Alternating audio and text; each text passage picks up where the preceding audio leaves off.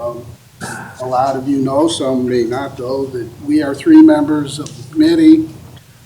We make typically recommendations to the full council.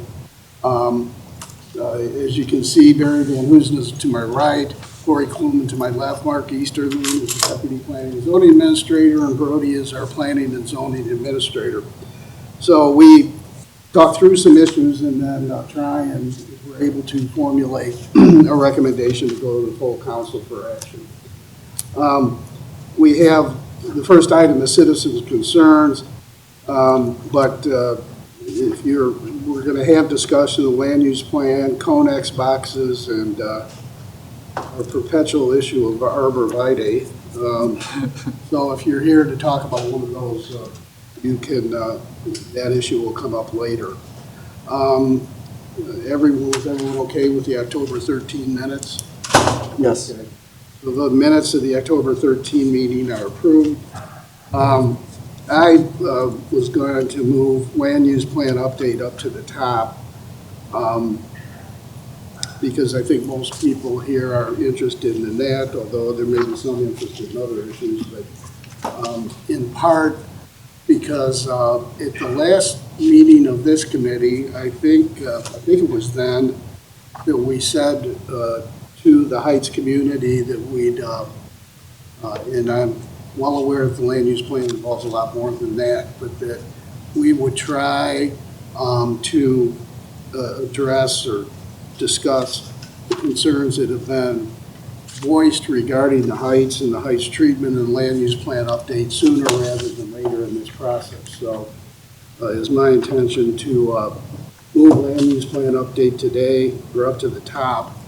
And with respect to the Heights, which I'm going to speak to in a minute, initially I thought I didn't necessarily need to entertain public comment on that. We've had a public hearing in the committee meeting. I mean, we're well aware of the vibrancy of the Heights community and the importance the residents feel about not being included as a part of this plan or being told how to develop their land. But I did want to give Paul a chance to speak because he kind of, the format we had at the public hearing, Paul, I thought you were kind of about halfway through your comments and time limits prohibited you from finishing. So if you had anything you'd like to add, I think now would be a good time to have you go ahead and do that. Well, thanks very much, Tim, and thanks to all of you for accommodating me. I've got just some limitations in my time that are family related that are particularly important, and so I wasn't able to stay till the end of today's meeting. I've got I'm on a pretty short string, so thank you very, very much for your kindness surrounding that issue. And I don't want to take up a lot of time. And frankly, it was not my intention to address the merits of the land use plan as it pertains to Perrysburg Heights tonight. Instead, and Tim, what you just heard from Tim, that was part of what I was going to say. I mean, there's been a lot of discussion. I think there's also been some correspondence that has been that you received from us. Over the past few weeks. I think you probably have a pretty good sense of what our objections are. You know how the community feels. You know how strongly the community feels. There's just been a pretty overwhelming outpouring from a very large segment of that community that has appeared personally before the council. So I know that all of you take this very seriously and that you've listened carefully to what the residents have said. And I also understand that the land use plan as a whole is not an uncomplicated document. I mean, there are a number of facets to it, and they're going to take some time for the council and this committee and any others that are involved to sort through it. But with respect to the Perrysburg Heights portion of it, there, as you know, has been enough discussion that everybody already kind of knows where the community stands. And so what I'd like to ask is that this committee try to, as quickly as possible, make a recommendation to either keep it in the plan or not. I mean, whatever you guys decide you're going to do, I would just implore you to do it as soon as possible. I can't tell you how much this plan has upended the lives of people in that community, particularly elderly. There's just been huge anxiety surrounding this, and they just need to have an answer, and they really deserve to have an answer one way or the other as to where this is going. And I hope that it will not wait until the entire plan is considered in order to make a decision about Perrysburg Heights. Their strong desire is to not be part of this plan. Obviously, I hope that that's what the final decision will be, but I just want to ask that some decision be made as quickly as possible. And I guess that's it. If you have any questions for me, if you'd like me to talk about any of the substantive issues, I'm happy to do that. But that's really the crux of what I wanted to express tonight. All right. Okay, thanks, Paul. We'll stand by. You're not going to go anywhere immediately, and we'll go ahead and entertain discussion. I did want to address the issue, the Heights issue, at first. And one thing, I'm sorry to take you all through a history lesson, but Paul gave us the documents from the 1993 comprehensive plan, and I remember back to that time, the city was, for the first time, with a great deal of agitation in the community, I might say. The city was getting fairly aggressive in using water and sewer service to annex lands and to grow the city. We, the city, determined that it was best to pursue that course of annexation, because when you have a growing community, and certainly we've had one for decades now, sometimes you need city-scale services to keep up with the development. At about the time the 1993 plan came along, if I remember my chronology correctly, we had reached agreement with the township on what was then known, referred to as the 99-year plan, which basically left development basically out State Route 20 in the township, and left development heading out State Route 25 in an area that the city could annex. And as it would have been 92 and 93, as we were talking about the comprehensive plan at that time, it became apparent to us on the heels of that 99-year agreement that the State Route 25 corridor would be, as we referred to it in the 93 plan, as our employment corridor. And the plan documents reflect that. As Paul noted in our council meeting, yet after quite a bit of conversation then, the Heights was left as single family. And in 1993, the Heights was a different community than it is today. I think Paul would agree with that, and the residents would. It was a more transient population, and since then it's only become a better and better area. And the Heights Association has done a lot to make that happen. But the point that struck home to me is now, if you look out that way, we've annexed quite widely down that corridor. And yet, it's almost, 30 years now, we've never chosen to annex the Heights. We could have done that and pursued that route, but we didn't. And we've been through at least a few iterations of the comprehensive plan since then, and we've made the community decision to lead the Heights community as it is.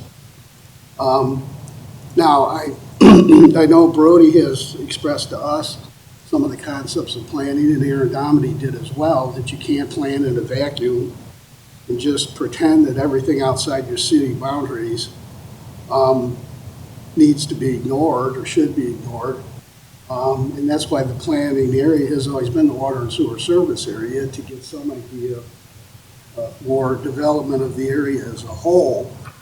And he has tried to, he has made the same point with respect to the heights specifically, that you can't pretend like it isn't there. But the one departure I saw this year in this comprehensive plan is that we made the heights of a focus group, or a focus area. And we, in the plan, seem to set forth a pretty definite vision of what we believe the heights should look like. And the more I thought about that, I think if we have chosen not to annex the heights, I think it's more than a bit arrogant of us to say, this is the way we believe your community should look. If we felt that strongly about it, we should have joined forces with the township, with Heights residents, and brought them into the city and done that. But for us now to prescribe, this is what your community is going to look like, just doesn't seem right to me. And when you saw the visual images in the plan, I can't dispute what many people said. It made the Heights look like an upscale residential subdivision in Columbus. And for the Heights residents, I can understand that it'd be a real concern. Well, what do you want us out so that you can bring in more development like that? And I'm not comfortable doing that. I'm going to move, if a motion is necessary, that we remove the Heights from the plan as a focus area.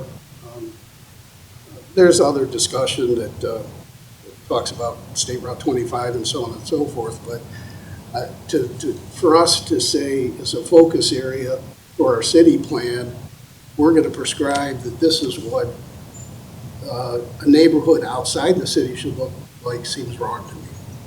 And so my thought is, and I'll express that as a motion, to simply eliminate the Heights as a focus area in the land use plan and move on from there. So that was my thought. Corey, Barry, I don't know if you, I know there could be different ideas about that, but that is the suggestion I make at this point. You want me to go first, Barry, or you want to? Either one. Go ahead, Corey. So I appreciate all the time you've taken on this poll and getting the citizens in here. Because as we've already gone over, I think all of us appreciate the dynamic and the culture and sense of community that the Heights brings to Perrysburg. I'm inclined, I feel the same way. I think you worded that perfectly, honestly, Tim. The one concern I do have is, I would say, it sounds from your request that you want to be discluded from the plan to get all together.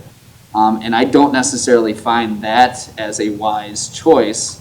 I think removing it as a focus area is appropriate at this point, because I don't have a desire to change the dynamics of the community as it sits. I don't think any member on this committee does, from my understanding, at least Tim at this point.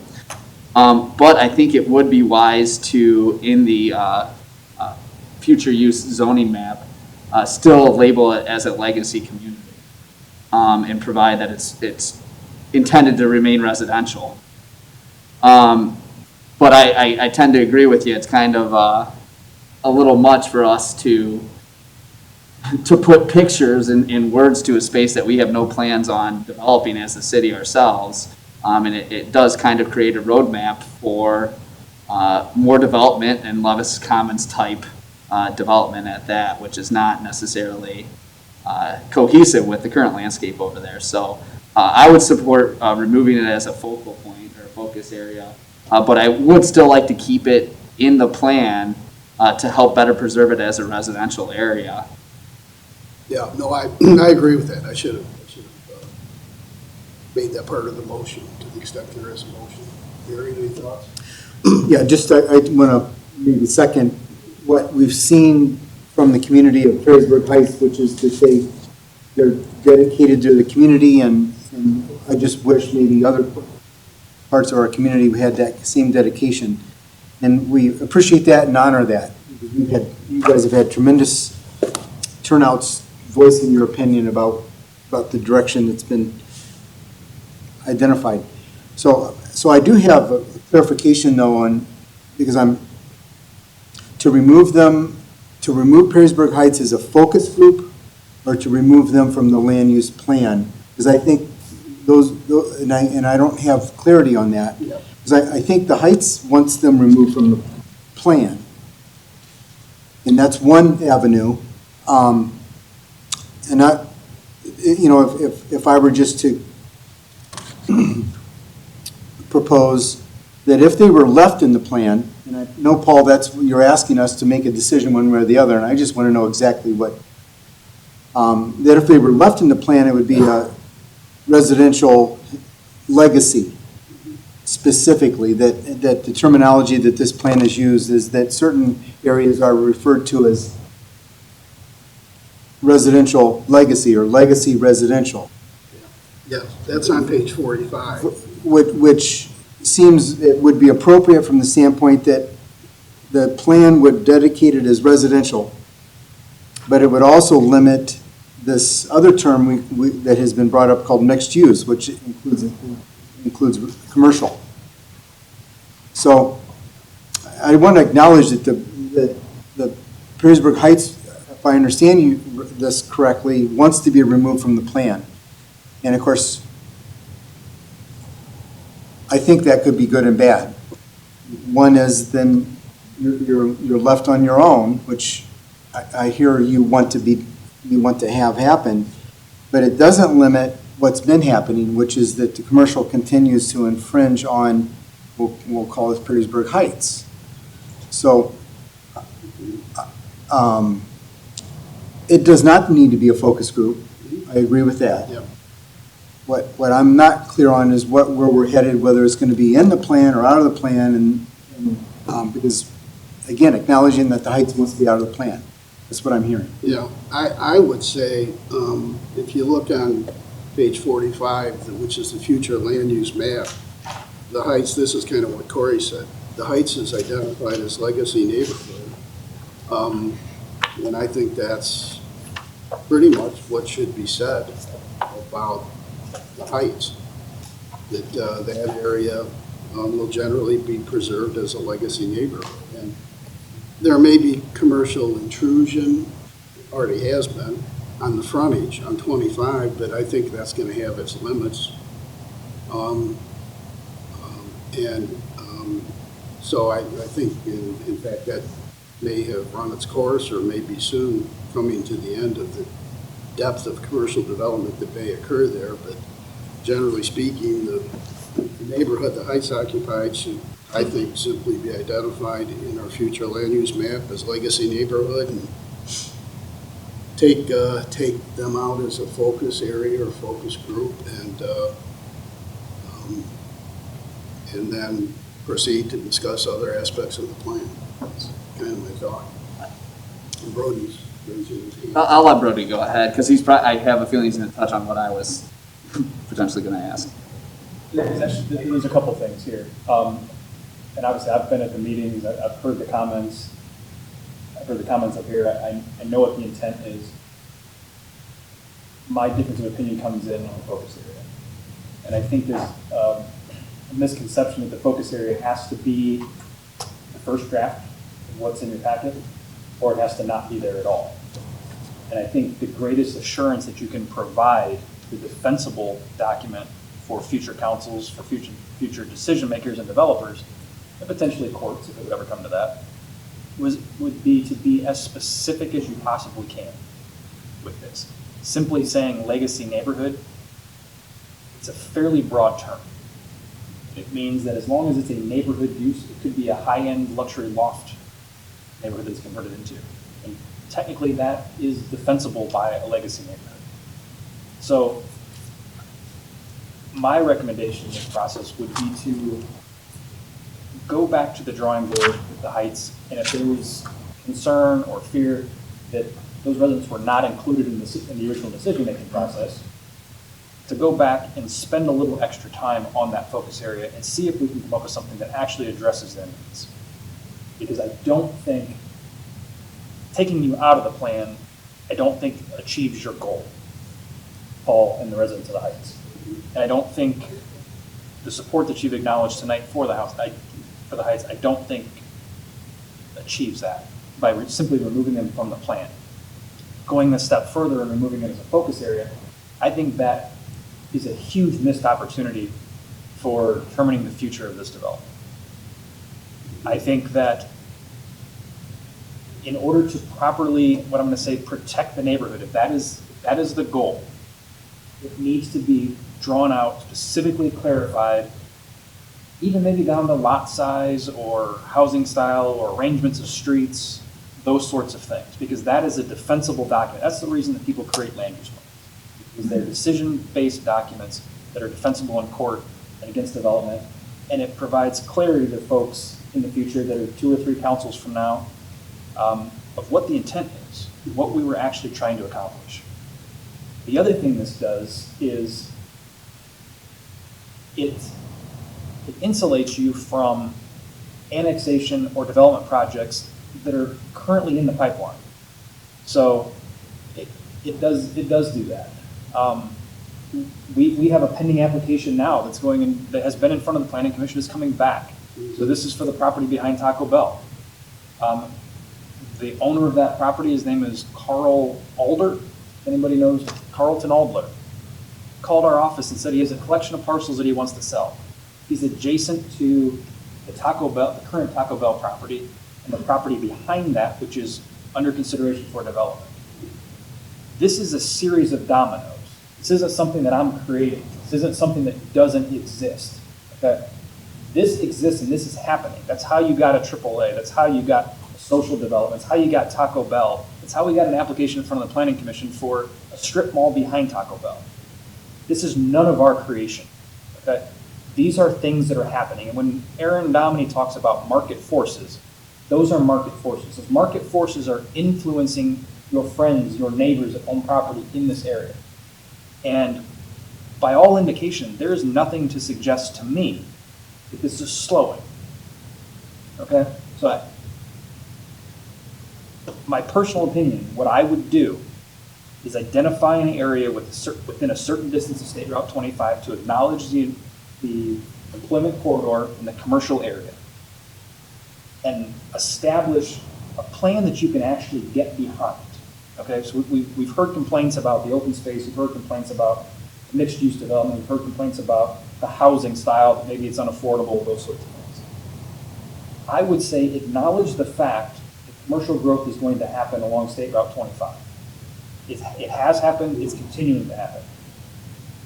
Draw a line that is reasonable and fair for the preservation of the neighborhood, and let's perform another case study on that with their input.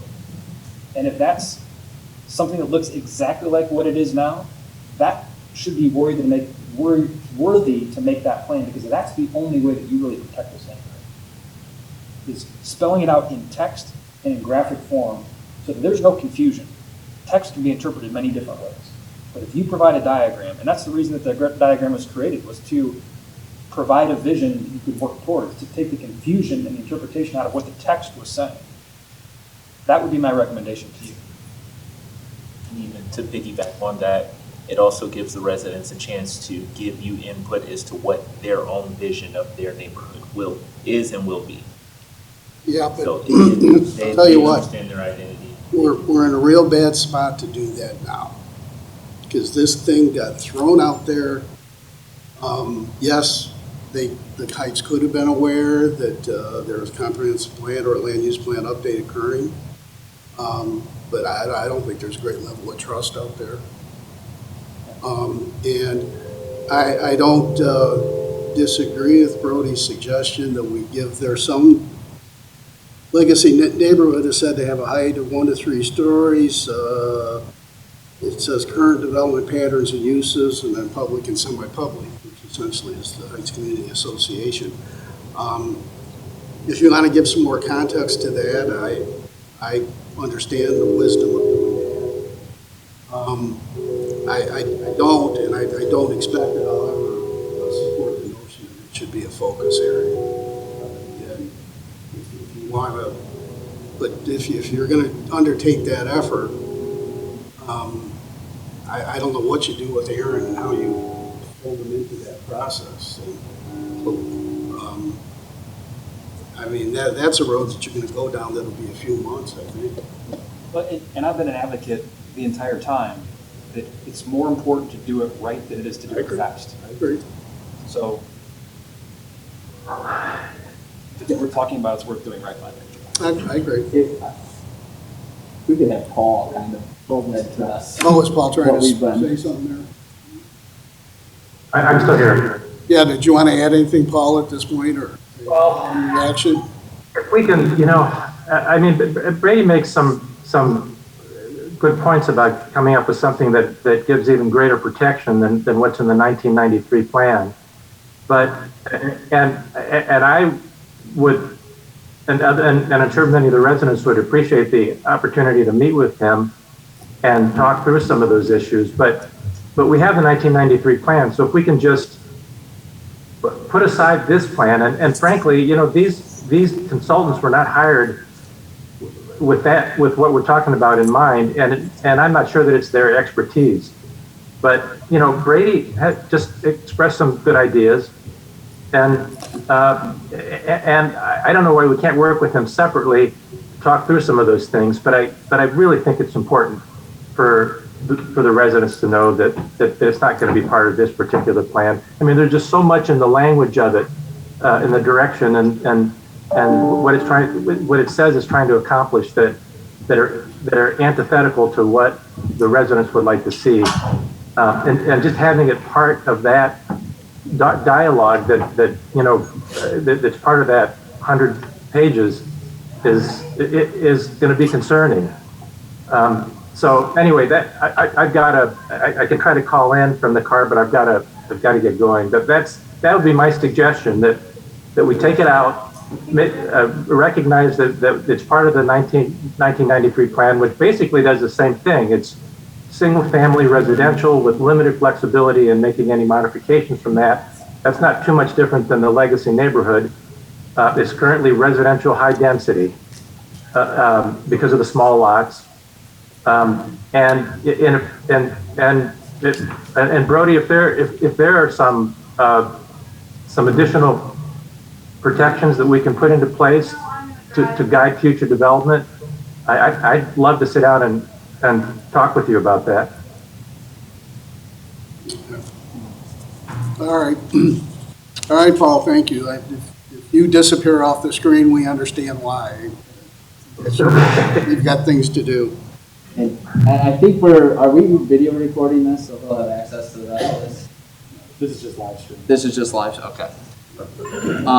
Because I'm gonna make some comments that you'll probably want to hear later, Paul, but it's kind of about what Brody says, because I tend to agree with him, but quite frankly, we're dealing with a plan that involves a host of other things other than the Heights, and that's no insult to the Heights at all. And I understand where people were rubbed the wrong way.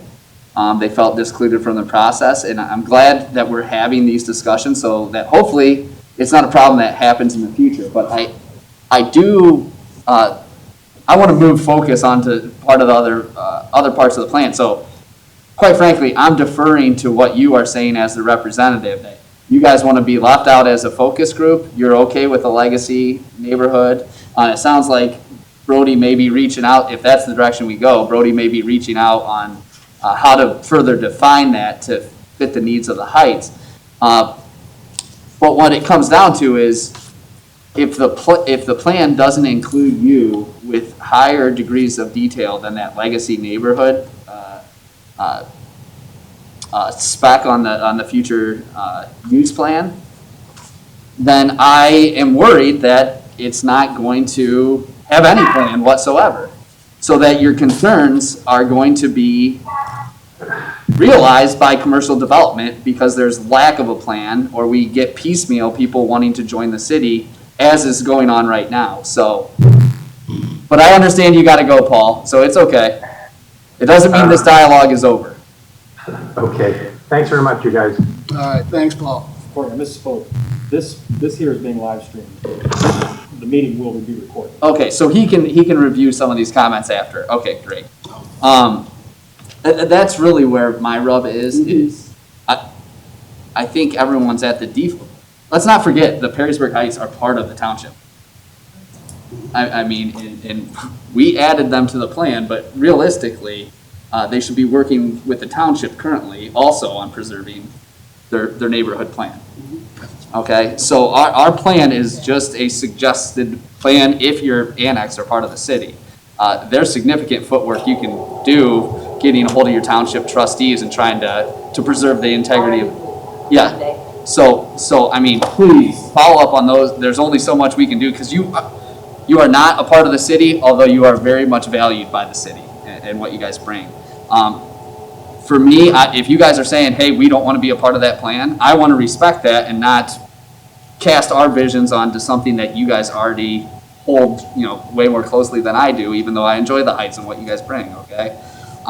So I do think Brody has a lot of good points of, hey, the more detailed this plan is and how close, if it can closely mirror what you are envisioning as a community, that's better for you because that preserves your interests more than us saying, hey, we put them as a legacy neighborhood in this future use plan, okay? So I understand that, I appreciate that, but I'm not gonna fight for something against your wishes to help you preserve your neighborhood.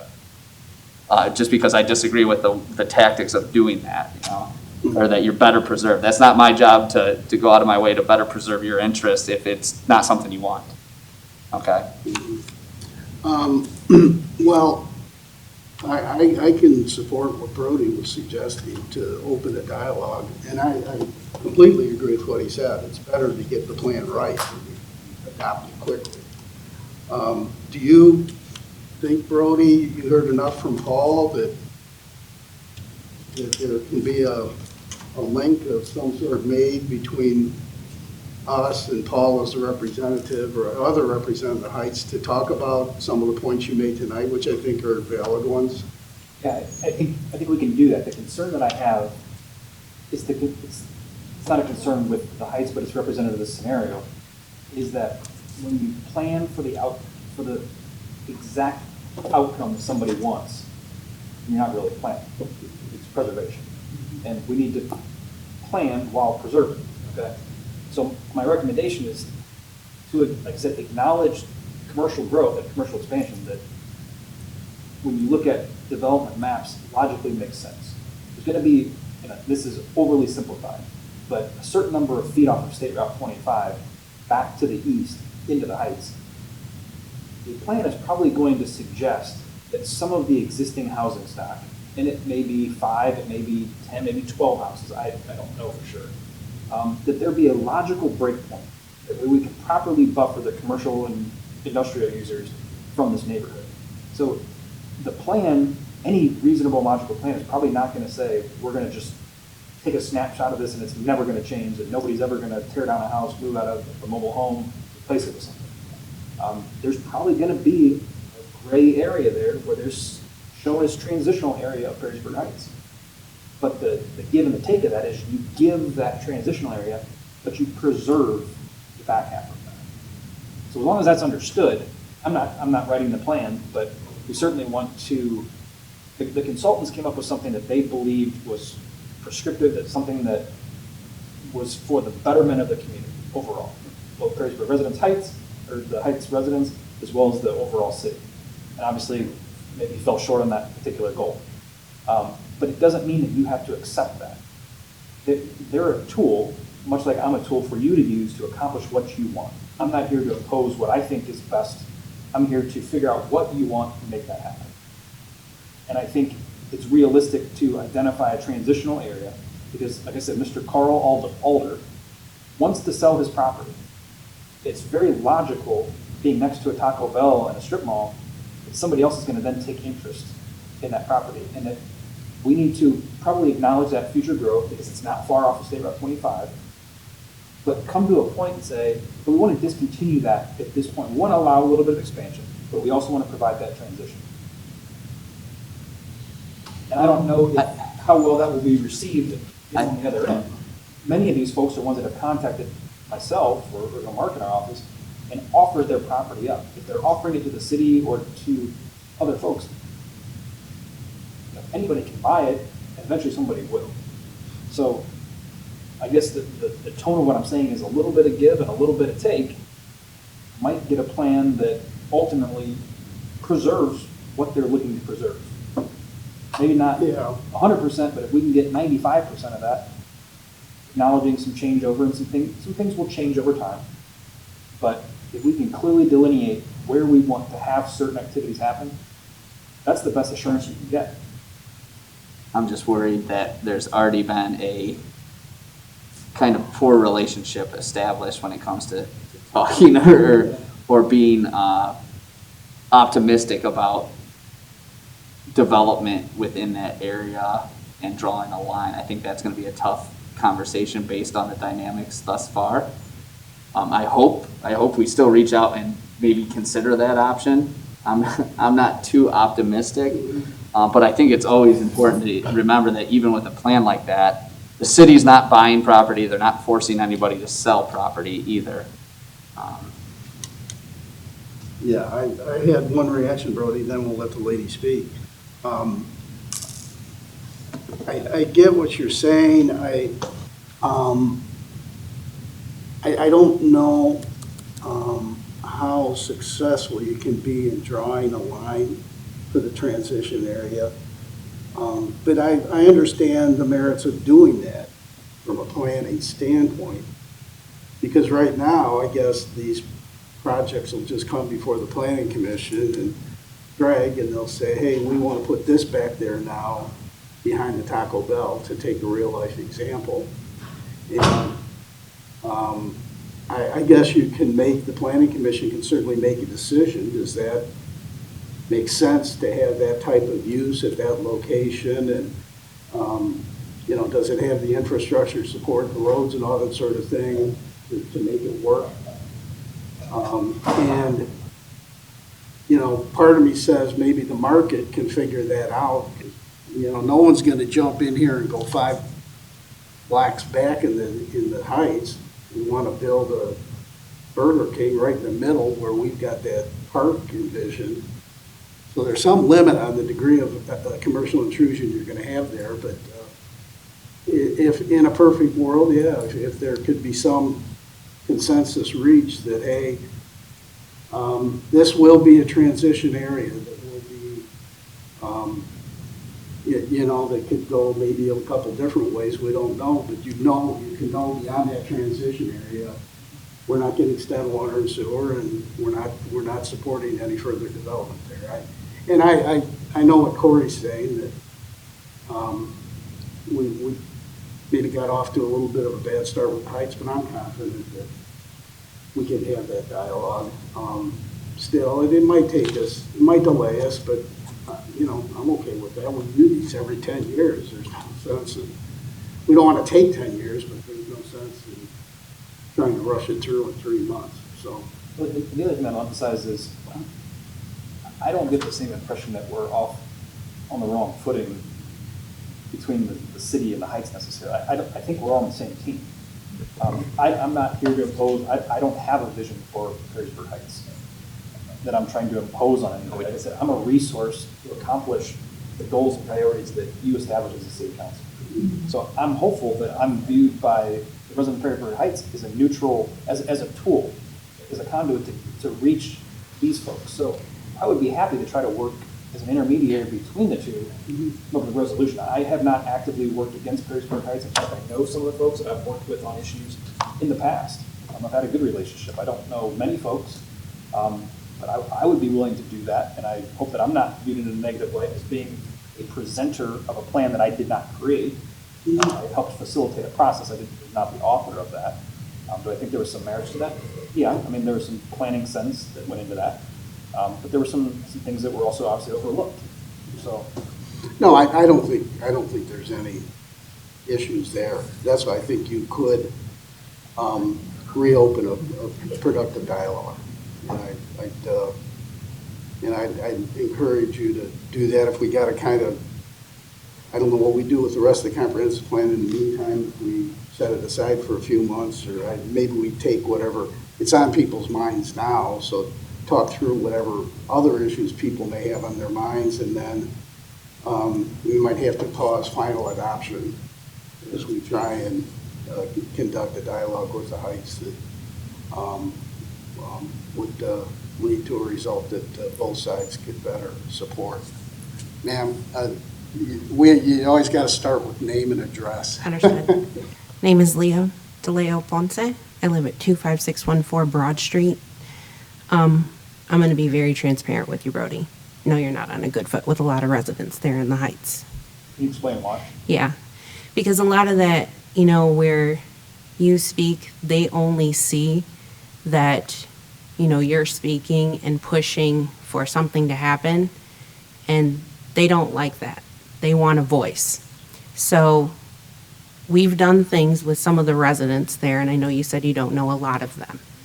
My question to you is, how many of them do you know that were there when that neighborhood started? I have family that lived on Roosevelt, and that was From 1940? probably 1950. 1950, okay.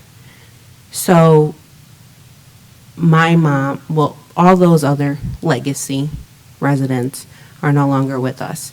And the ones that are either mute and cannot speak anymore, or have dementia or Alzheimer's. Those remaining 3 can't speak.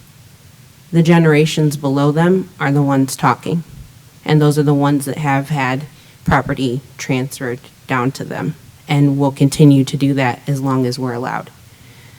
The objective, I can tell you right now, would be not to let something go, in meaning, yeah, there should be some sort of conversation, and that should be with the township, and we should start there.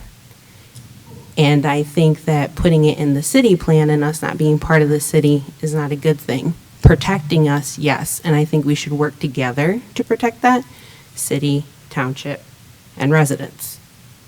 My idea is this: from who I've talked to, and the people that will eventually acquire my parents' property will be my family, which then will be passed down to my nephews. So while, yes, change is inevitable for anything, and I get that, it should naturally happen on its own. And I think putting it in a plan puts it in a different perspective for people. I am willing to be that transparent conversation that needs to happen between the residents and the city and township, and I've actually reached out to Mark Weber about that. And we have coffee on Monday with one of the township trustees, and you are more than welcome to join.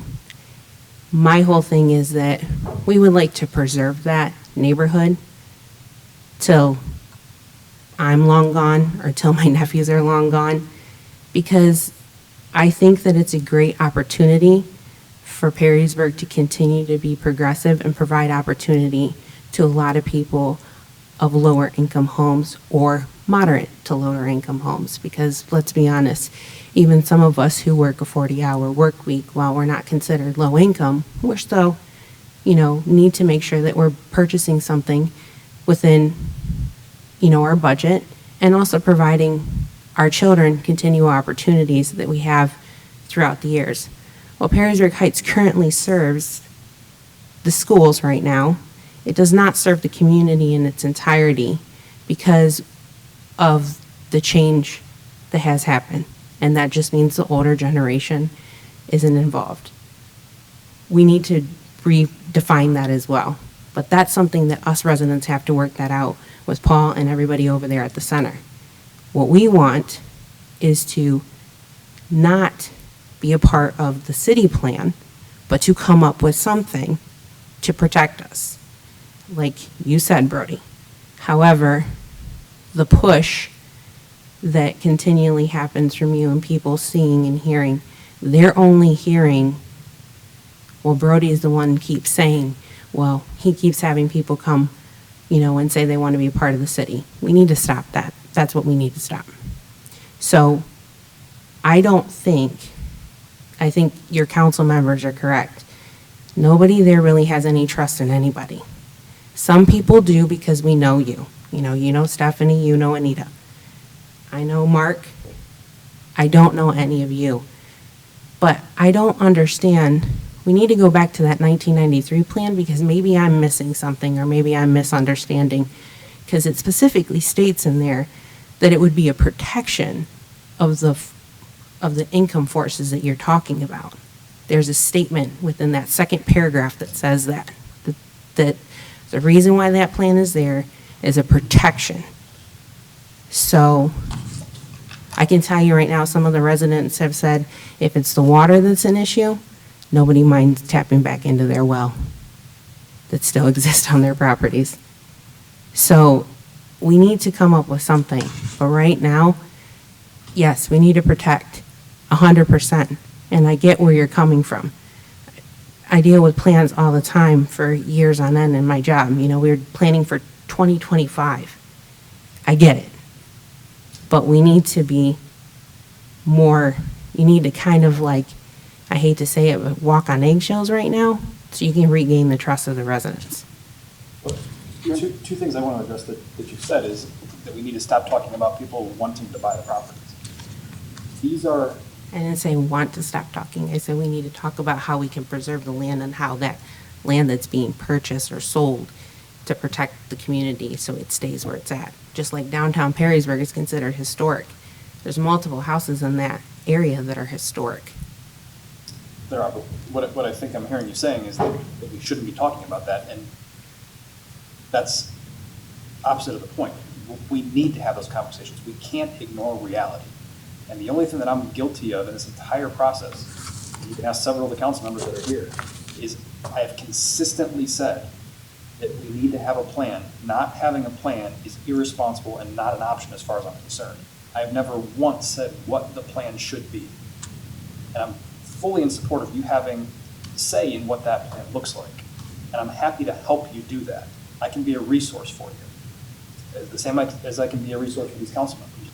I don't have a vision. I didn't draw a plan. I don't have something that I'm trying to push on to you. Presenting these plans in public meetings is simply performing my job duties of allowing a consultant that was hired on behalf of the city to present the plans that they created. I didn't stand up there and give a ringing endorsement for any of those things, but I have consistently said, and I think anybody here will attest to that, we have to have a plan, and that not having one is not an option. I've never said this is the plan that needs to be approved, or I think that we ought to reimagine or re-envision the Heights. I've never said that. So I hope that you will take that message back to the people who look to you for guidance and relay that message, especially as we move forward, trying to work as a team. I think as we work forward and work as a team and we have a little more context built, like you had mentioned, Mr. McCartney, that, we need to have better context of what legacy means and in black and white and down very specific. And that's exactly And then once we do that, then I'll take it to the residents. Because right now, coming with them with more vague statements is just not going to get it where it needs to be. And I can tell you right now, there's a lot of misconception. I actually know that there was conversation of how we got put in this, and nobody really has directly said how we've gotten put into it. We've heard a variety of things. My whole thing is it's time to do what you guys have suggested. We need to work together with the township and with you guys and to figure out what we want to do going forward and how we can protect our community. Well, ma'am, you just signed yourself up for something. I'm not sure what it is. You're part of it. Seems to be my MO in a lot of things that I do. Well, I think those are good thoughts. I mean, it is better you be candid with us, and that's appreciated. I'd hope you try and convey to everyone in the community, don't shoot the messenger. What Brody said tonight is consistent, everything he said to me privately. He doesn't have an agenda for the Heights. I think the missteps that I thought occurred didn't come from Brody. It came from the consultant who I think didn't, I think he underestimated the importance of the Heights community, to the community as large and to its residents. Because, you know, you can take that same concept in a lot of communities and, you know, people might get behind it and say, yeah, we should have more of Levis Commons on that side of 25. And they might think that's good development. I think the disconnect that occurred, and I'll apologize for him to this extent. I mean, like Mark, I was on the steering committee. And this thing, we were monkeying around with this thing through the pandemic. And it just was a very different experience than prior comprehensive plan updates where we bring, I mean, my God, we'd have meetings over in the basement of the library and the place would be full. Becky, I'm sure, was at some of those where, you know, we'd have the building stocked to the walls with people wanting input. And this just got off on a different process, and then we were, you know, you're coming out of the pandemic and you're still, people aren't meeting, and but we can get that fixed. And if the township can lend aid in that process, that'd be great. If you and Mark are getting together with one of the trustees, I think that's a great step forward. I mean, the township, as you probably know, I think they've had votes and they've committed to remaining unzoned. And I'm not an expert on township law, but I think if they want to zone, they have to zone pretty much the entire township. So I don't know if there are limits on what they can do, but anything they can do would be helpful. So, and we appreciate that you invited Brody to that meeting because Mark can represent the city pretty Yeah. well. That's pretty clear. I want Brody. But Hope you can be there Monday morning for it. Give me the details. okay. I think that's an excellent place to start for as far as the Heights conversation. If we can implement a more comprehensive plan that includes details that you can iron out, I am all for that.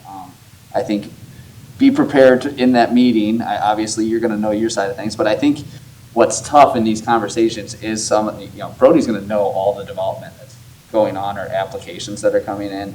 And those are very real things, and that's why he's pushing that we have some sort of plan, or at least that's the way I understand it is. There are people willing to sell their land within the Heights. Believe it or not, when this came out, people are emailing the city saying, hey, I hear you're buying land, which was not true, but we all got those emails.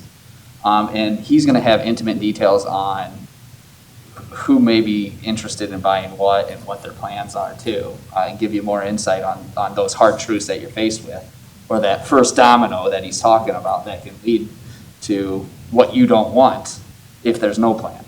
Okay. All right. A little bit foggy about where we're headed, but let's start those conversations and see where this all leads. Before I move off the land use plan update, though, I didn't know if there are other people who had other thoughts on other aspects or wanted to speak to some aspect of the plan. Come on up. Hi, thank you so much for the opportunity to comment. My name is George Thomas. I work with the Fair Housing Center. We're located downtown Toledo, but we actually serve Lucas and Wood counties in Northwest Ohio. We're funded by the U.S. Department of Housing and Urban Development primarily, but we're the fair housing agency for the area.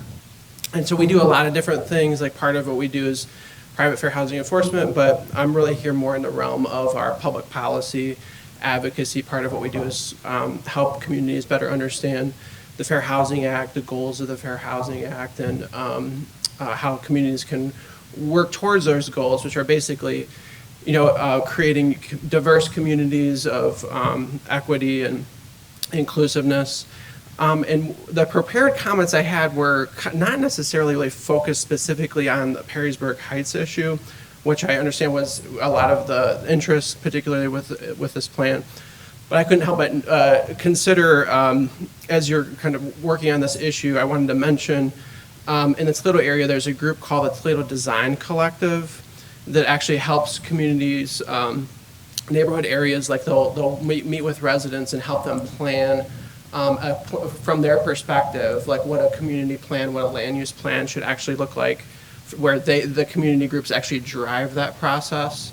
And that's something, I don't know if they would necessarily work with you all, but I just wanted to mention that as a possibility, that there could be some other consulting group, or I don't even know that they're a nonprofit, so I don't even know if they necessarily even have a fee per se, but that's something that they do provide otherwise in the area. That could be something to think about for folks to consider. But actually, for purposes of the land use plan that's before you, we previously, one of our other staff members, Sarah Jenkins, who's our Director of Public Policy and Community Engagement, sent a letter, and so I primarily refer you to that, but I just wanted to reiterate, if there's an opportunity here for a motion to reconsider some aspects of the land use plan, I just wanted to call your attention to probably like three main suggestions that we would have. One is, I think it would be really beneficial to the area, and beneficial to one of the goals of the plan of diversity, to really consider more multifamily housing throughout the land use plan. And included with that would be more, hopefully more affordable housing. A lot of land use plans that I've looked at and certainly worked on within the city of Toledo more directly try to consider those kinds of issues of welcoming multifamily housing, and certainly from a fair housing perspective of wanting there to be more integration in the community, more diversity, et cetera, or at least access to that, the potential for that. I think multifamily housing is really important. And it's noteworthy that multifamily housing is really, for the purposes of the land use plan, I think it's fair to say is fairly limited in like where it could be placed throughout the area that's considered in the land use plan.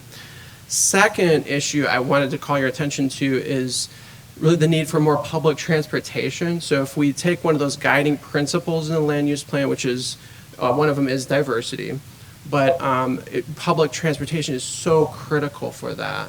And currently the land use plan, as far as I could tell, does not take into consideration where there would be public transit hubs, like where would those be actually placed within the community to facilitate real, more inclusive public transportation.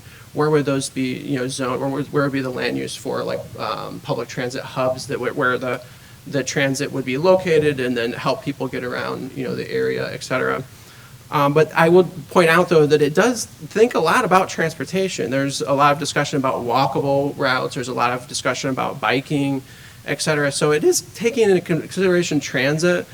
If it's going to do that, it really needs to better welcome certain forms of public transportation. And really, hopefully, one of the biggest goals for that is to really connect to other public transit in the metro area. If we can do that, that would be a huge, huge step towards diversity and inclusion for a plan like this, to be able to connect to throughout the whole metro area, to really connect to public transit. And certainly that needs to be a consideration for a thoughtful land use plan. I mean, it has to be, right? Public transit and the connection to the rest of the metro area, that absolutely fundamentally needs to be part of a land use plan.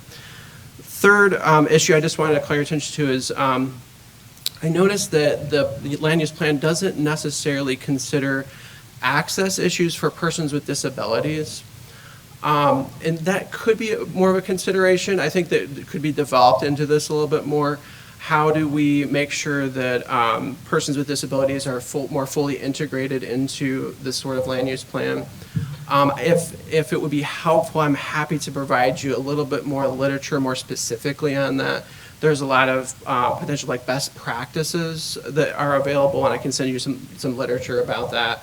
How to make areas more visitable is sort of a key word that's used in this realm to make it easier for persons with physical disabilities to be able to access certain areas.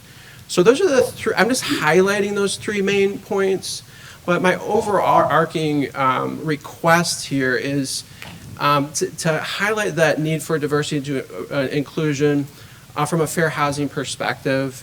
Because I don't think I have to educate you on this, but there's a long history of land use and zoning you're really being at this important center point of fair housing and in these kinds of issues that I'm discussing.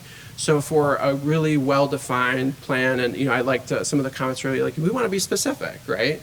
We have some ideas here. We want to try to be specific so that holds up in court later, holds up to challenges later, so we can come back to the plan and say, hey, no, we wanted to include persons with disabilities. We wanted to include, some kind of cognizable plan for public transit.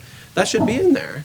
And so if you're going to make a motion tonight, I would suggest that part of your motion, please also take into consideration those issues too. So if you're going to go back to the plan and make some revisions, consider adding that to your motion as well. So I really appreciate your time. Thank you. What was your name again? I didn't. It's George. First name George, last name Thomas. Oh, that's pretty easy. I don't know why I couldn't figure that out. Okay, thank you. Thank you. Thank you for coming. That checks one of my emails off the list of people that were coming.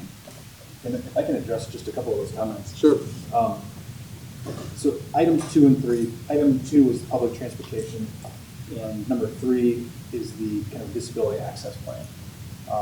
Those are primarily features that would show up in a city's comprehensive plan. Yeah, that's just land use. So the land use plan is kind of I call it one section or one chapter of a comprehensive plan. So things like that are certainly important to consider. Those would usually be in a little bit more worldly document, the full comprehensive plan. It would look at infrastructure, access, public transportation, all of those components. So that's why you don't necessarily see it. In the first item, the more multifamily housing, I agree. In a lot of best practice planning exercises, you would probably see more of that. What was unique about our process is it was data-driven by the participants. And we can critique the level of participation and maybe the folks that participated and who they represented and the demographic and all of that. But the results of the plan were a product of the participation that we encountered. And in this particular case, the people that participated were not necessarily friendly in their responses to the idea of more multifamily housing. So that's primarily why you don't see it shown as much in the plan. Consultants did lean back a little bit on that and introduce some cluster townhomes through redevelopment, creative style of housing where you see something other than the traditional suburban sprawl of single-family homes. But I just wanted to address that that's primarily why you're not seeing that, is because it was real-time data-driven by the folks, and the consultants in this particular case listened to what they said they wanted and tried to give them a product that matched what they had indicated they had a preference for. So, not supporting one another, just simply relaying that message. Yeah, George, I hope the people at your organization understand what Brody said, because I've referred to this as a comprehensive plan myself a couple times. And it's not. I mean, if you look at our past comprehensive plans, it's a different document. This is sort of like a building block, if you will, but an important one. And I'm glad you're here to at least offer those thoughts. I mean, as you can see, we're, even at this point, some 9-10 months into this, we're still at the beginning. So your comments are well taken. And I hope you just understand what Brody's saying. We got a lot more many more steps to take to have a full comprehensive plan. Thank you so much. I appreciate that response too. And just to kind of clarify or specify, like the request I'm making is clearly like those 3 things that I mentioned. There's a lot to unpack there, right? And there's potential some response. Well, maybe we could do this in this document, but this other comprehensive plan might be a better space for some of what you're saying. But to be clear about my request is, if you're going to make that motion to reconsider some aspects of this plan, then I think those kind of things should be part of that reconsideration, if that makes sense. And maybe that's correct, that that's actually another document that some of what I'm saying could be included in. But probably some of what I'm saying would be appropriate for the land use plan, right? Some of that could be considered a little bit more, particularly in this plan. So that would be my request. I really appreciate your time and consideration of that. Thanks. That helps clarify. Did others have comments on the land use plan? Good evening. I'm Teresa McCarthy Acox. I live at 400 East Fifth Street.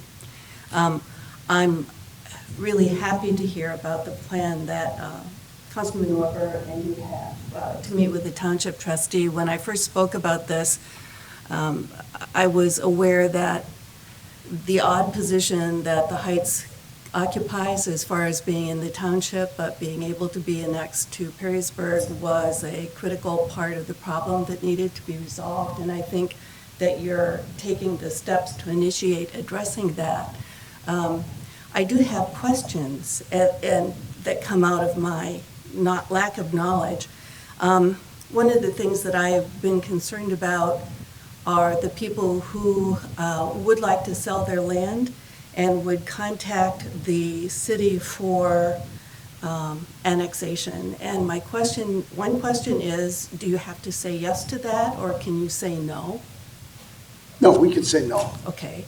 And is it possible to have a moratorium on any annexation from the Heights for a period of time that you agree upon with the residents and the township people about giving you time to come up with a specific plan that's agreeable to all people concerned, that would remove some of the pressure to include the Heights in the current land use plan? Because as far as I can figure out, there could be a separate and specific plan for the Heights that would allow you the time to do what it is that you want to do and not keep you from moving ahead on the land use plan. Was that a brief enough question or too long? Too long, right? Well, I suppose you could have a moratorium. I think that's premature. I think we've got one project on the deck right now, and we'll get calls, but I don't know that we're all of a sudden going to have a stampede. You know, over the years, as I sit in this chair, I do try to pay some respect to the rights of individual property owners. Okay. I own my land, and I want to sell it. And I want to sell it in a responsible way, though. That's the main thing. You know, the government shouldn't sell it. Yeah, I understand. It just that it's imposing a announced. moratorium is like Yeah. saying, yeah, you have a right to sell your property, but for now, we're going to take your right away. That makes me I uncomfortable. understand the dilemma of it, but I also hear the dilemma of the people who live in the Heights and the dilemma that they're facing because of being in the township, but being potentially annexed by the city, which was one of my concerns when I first spoke. Then I think my final question would be, if, and I don't know the answer to this, if the majority of feedback that you've received is that the residents don't want to be in this land use plan, can that focus and them as a heritage community be removed from the plan while alternatives are developed, which addresses their concerns and doesn't prevent a future plan that is specific and approved by everybody? I mean, isn't that doable?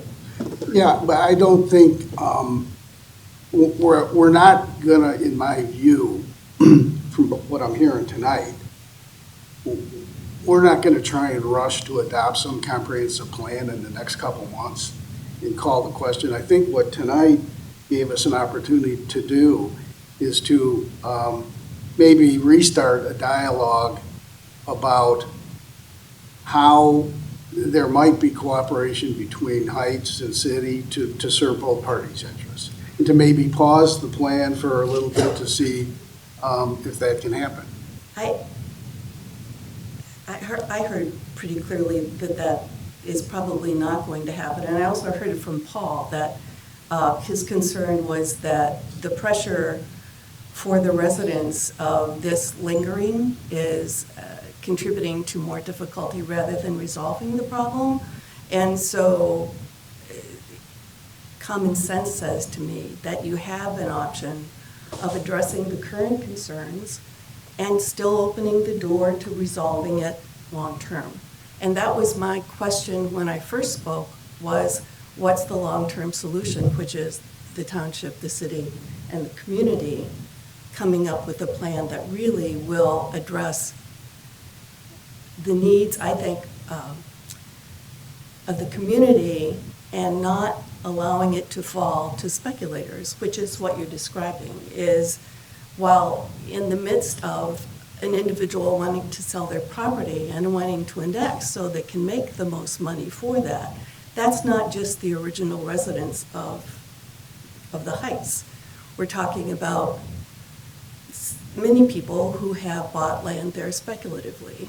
And so I have a little less empathy as a Perrysburg resident for somebody who's a speculator making money at the cost of the community compared to how I would feel about a member of the community who's been there, who lives there, saying, it's time for me to go. So I would urge you to consider my request. Yeah, well, I hope we don't have near a bigger crowd as usual, but I'm sure you folks will get back with your neighbors. I think the principal concern has been addressed, that focus area discussion of the Heights, in my view, that's gone. If we can come up with something in lieu of that better meets the long-term development goals and planning efforts for the entire community, including the Heights, and also meets the concerns and needs of the Heights, that'd be great. If we can get to that. If we can't, we'll have to figure out a different way to get to the end, because we can't lose sight of the fact that, and Corey said it very well earlier, we're not trying to minimize the importance of the Heights, but the value of planning exercises like this is a value for the entire community. And that brings into a discussion the school district, all the other, I don't know how many residents there are in the Heights, 1,000, 2,000? So there's, 20 to 21,000 other people in town, and, and they want to have a town, they're concerned about minutia like, well, it's not minutia if you're stuck in it, but traffic and getting around town, and can I bike, can I walk? We'll move ahead with that. I think the Heights can know that those ideas that were in the focus area discussion, those are gone. That's not coming back in this plan. I think George may have left, but I didn't anticipate there be any motion tonight. We knew we were in step one of some discussion, and so that's what we intended to do tonight. We've got other items on the agenda, but last call for comments on the land use plan. Well, it shouldn't be last call, because there may be others. Yeah. So good evening, my name is Todd France, 804 Streamview Drive. I appreciate all the efforts from City Council and certainly the expertise that Mark and Brody are bringing to the table to help guide this difficult decision-making with the land use plan. I also wanted to kind of second the comments that were made about the importance of affordable housing to spur diversity. Looking at an example of one development south of town that was recently approved for Plat 7 in the Hawthorne neighborhood, for example. Their website for the developer says that they advertise homes are available in the low 300,000s. And looking on Zillow, the 3 spec homes that are now currently available are for sale for $440,000, $480,000, and $525,000. So we can see what market forces are kind of driving in this community. My biggest concern was with these sorts of developments in the sense that, as we saw in the land use plan, there's a strong desire among the residents of the city for conservation of open spaces. And in these sorts of developments, there seems to be, and Brody, maybe you can provide more specification on this, but there seems to be some requirement for neighborhoods to have some reserved space for the residents of that area to use. So, for example, in Hawthorne, Ridgewood Crossing, Brookhaven, those sorts of neighborhoods, there is some dedicated space that the folks in the neighborhoods pay HOA fees to maintain. These are invariably just grass fields, not really accessible by a whole lot of folks, and don't really provide a very big benefit to the community at large.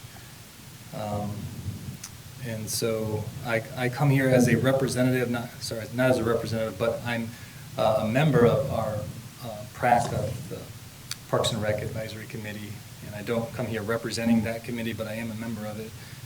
We recently discussed the city-owned property south of Co Court, off of McKinley Woods neighborhood, between McKinley Woods and Brookhaven, and unanimously voted to encourage city council to consider the development of that space into city park.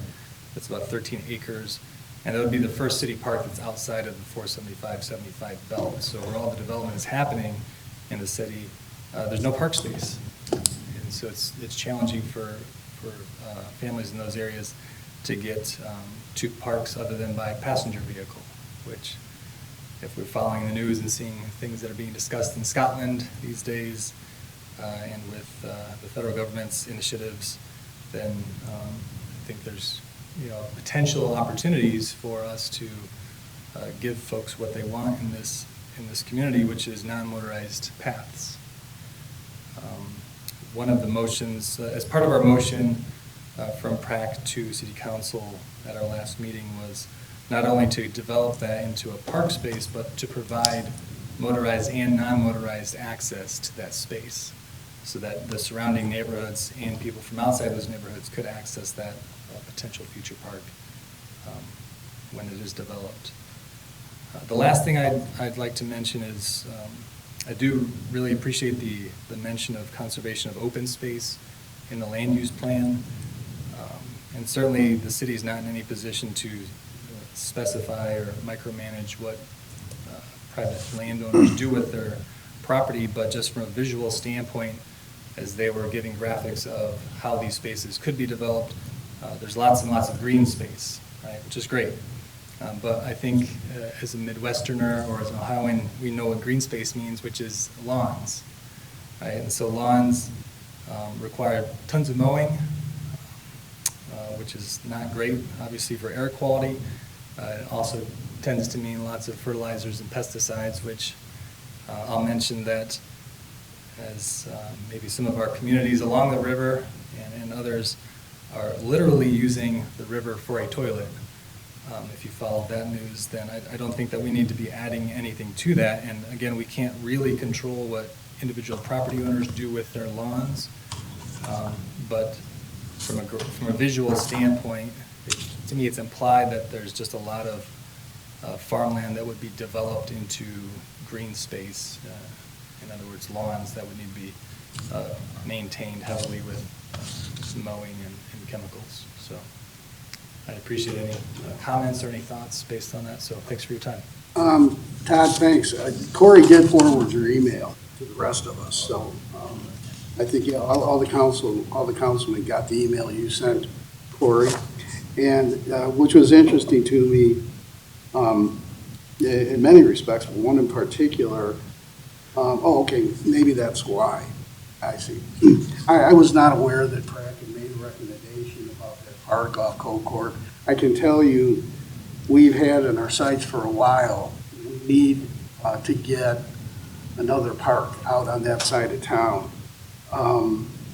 And we discussed different potential sites. I can't tell you what those have been because I don't remember. But I'm familiar with the land you're talking about south of Co Court. We talked about that at one point. I think it was when Jonathan Smith was on Planning and Zoning. We talked about that as a potential more passive use type park. So that's on our radar screen. I'm glad PrAC did something to kind of, give it a little bit more play, because we've been kind of, I know several of us individually have expressed opinions about, we've got this other batch of stimulus money that's coming the community's way in the near future, which has it has a broad array of uses, and I know I have personally conveyed to Jonathan and to the mayor, if we're able to do so with some of those stimulus funds, can't we finally get a park done out there on the west side of town? At that location or another suitable location, but that's on our radar screen. I'm glad you mentioned it in your email, because You say your email was addressed, okay, it was on a Tuesday, so Prac met on Monday. Correct.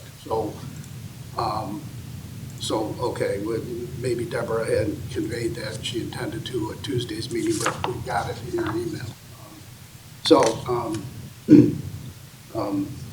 We appreciate those comments, and Brody, maybe you could explain the process of how developers can donate land or money. I'm partly guilty on this because it's a mechanism we created to try and encourage development of green space. But as I look around, it kind of has, in some cases, the donation of land has led to some pretty unproductive green space.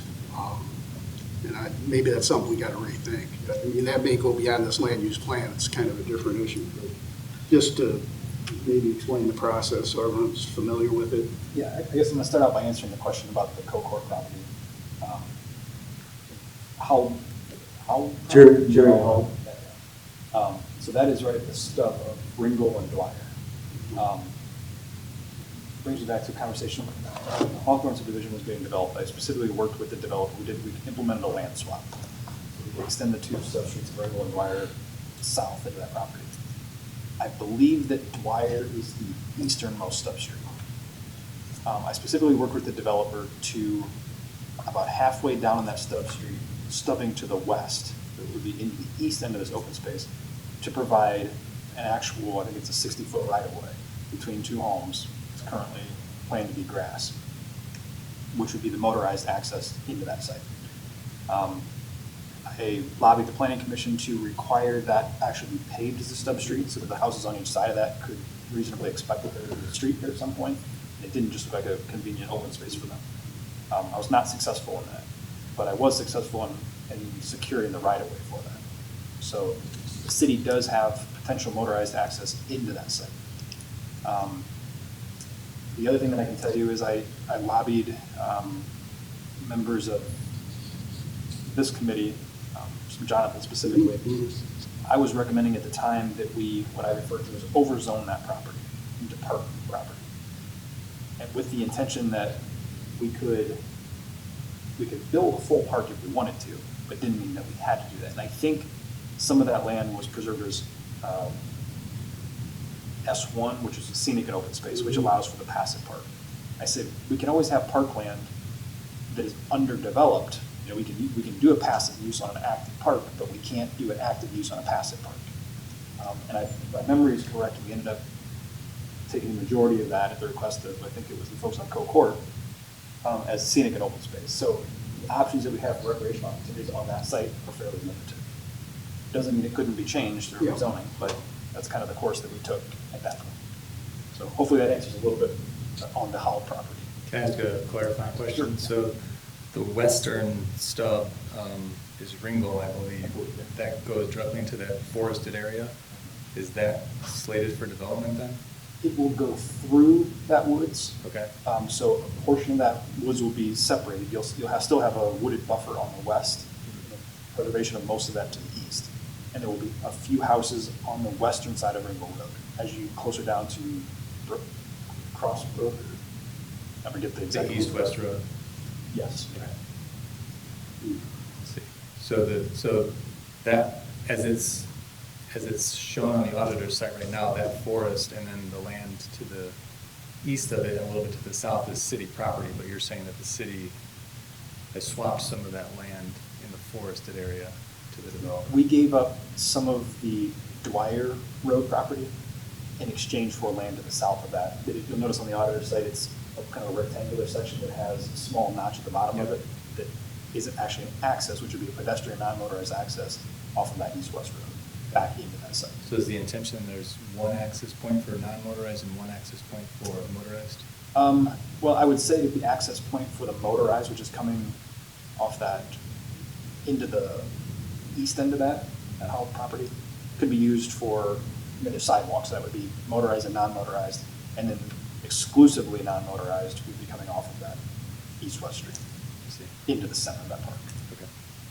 And can you speak any to the city's requirements for developers to leave some space as open space, park space?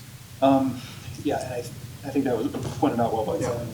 It's correct on all of that. as people are developing subdivisions, the Planning Commission actually has the final say as to whether developers provide cash in lieu of open space, they provide open space, or they provide within the subdivision, or they provide equal open space somewhere else throughout the city.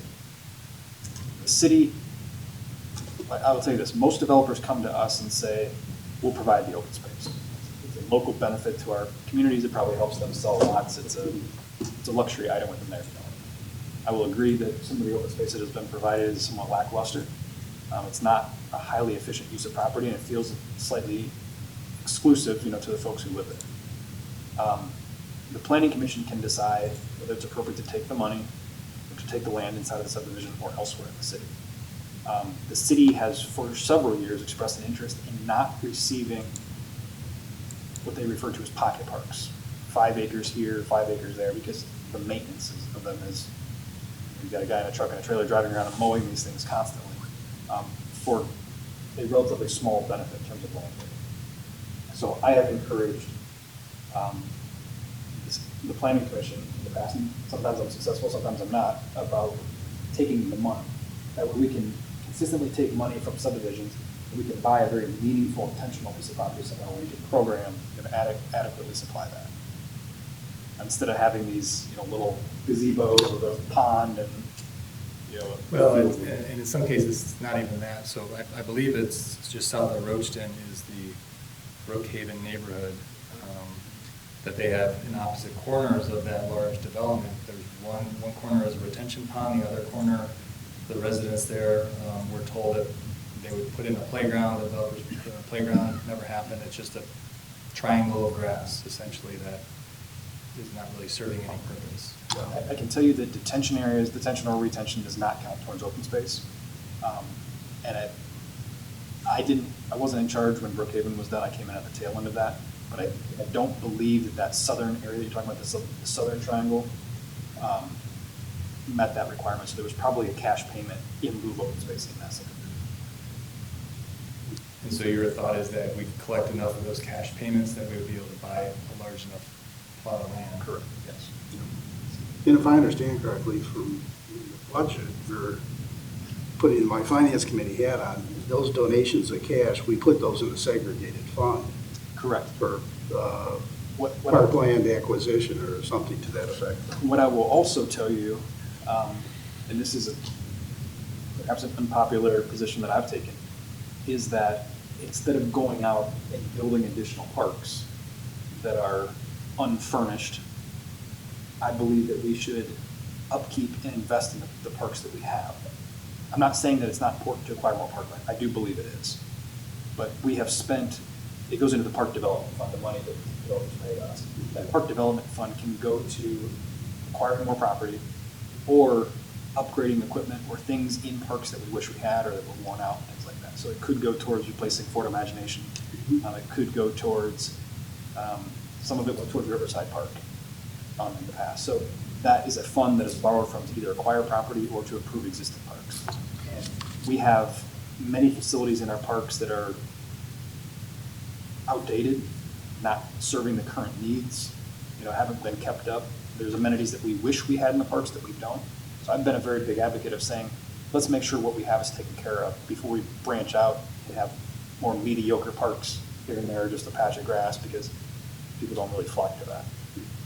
My only pushback against your thoughts on large parks rather than these pocket parks is that it doesn't necessarily mean that we have to have these isolated areas. It could be greenways, which are very common in other communities, especially out west where there is newer developments out there.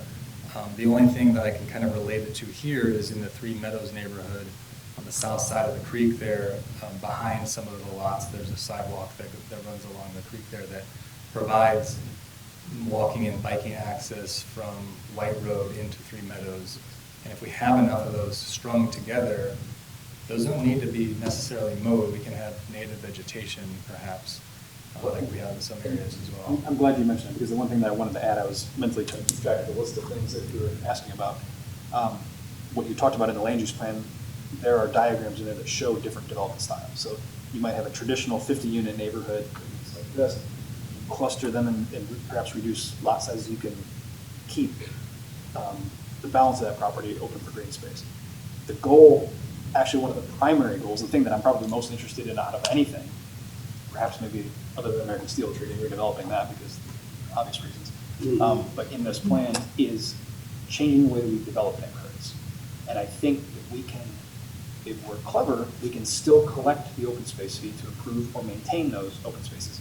But we will by default, by changing our requirements, because it incentivizes a developer, if they can put in less roadway to serve more homes, they make more money at the end of the day. The lots are worth more because it's the unique space that they've created, and their infrastructure costs are considerably less. The developers that I primarily work with are on board with this. They're saying this is great. If you'll allow us to do that, we'll do it. They get the same return with lower upfront costs. The city benefits because we have less miles of roadway and sidewalk, and the environment benefits because we have less hard surface and all of those things. So I think my goal is to achieve those greenways that you're talking about, in addition to getting the open space fees that we can either use to improve those greenways with paths or trails to finish our connectivity issues, or to improve or expand existing roads. So I'm hoping this will address that issue. Great, that's all good to hear. Again, thanks for all you do. Just a quick anecdote, I did get a chance to spend some time out west this summer. I was house sitting for a friend on the outskirts of Denver, and my young daughters and I probably traveled 10 miles a day, and we never used our car because there's just so many pathways out there that aren't roads. So it would be nice if we had some options other than having to get in our cars to cross 475 and 75 in that. So I appreciate you considering that. Great, thank you. Now, I said last call before, but I can't mean that. Does anyone else want to speak on the land use plan? Okay, if not, all of you who are here for the land use plan, you're very welcome to stay, but you're also free to go.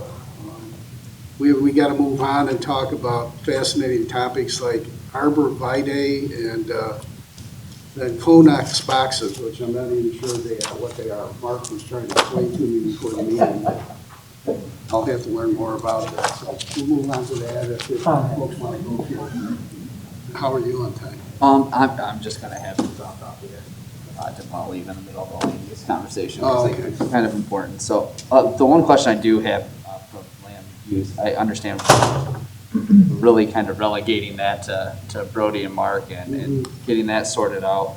But as far as some of the suggestions about affordable housing and maybe increasing our multifamily options, is that something we can look into of where those can potentially be? I understand and appreciate exactly what you're saying about there wasn't a strong desire about the community, but I also think there is a strong desire to be diverse and inclusive at the same time, even though they don't necessarily reflect that when you raise the questions a certain way.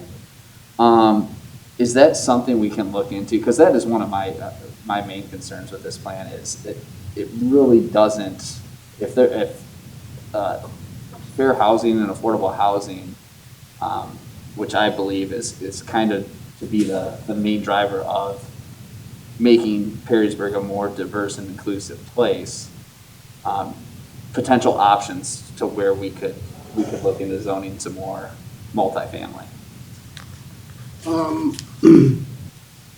I don't know. I didn't think we were underserved in the multifamily area, and I know that always prompts a reaction that we got a school system that's bursting at the seams, and are we equipped? I mean, we hear this every election cycle. You know, everyone's saying, what the heck are we doing about growth in Perrysburg?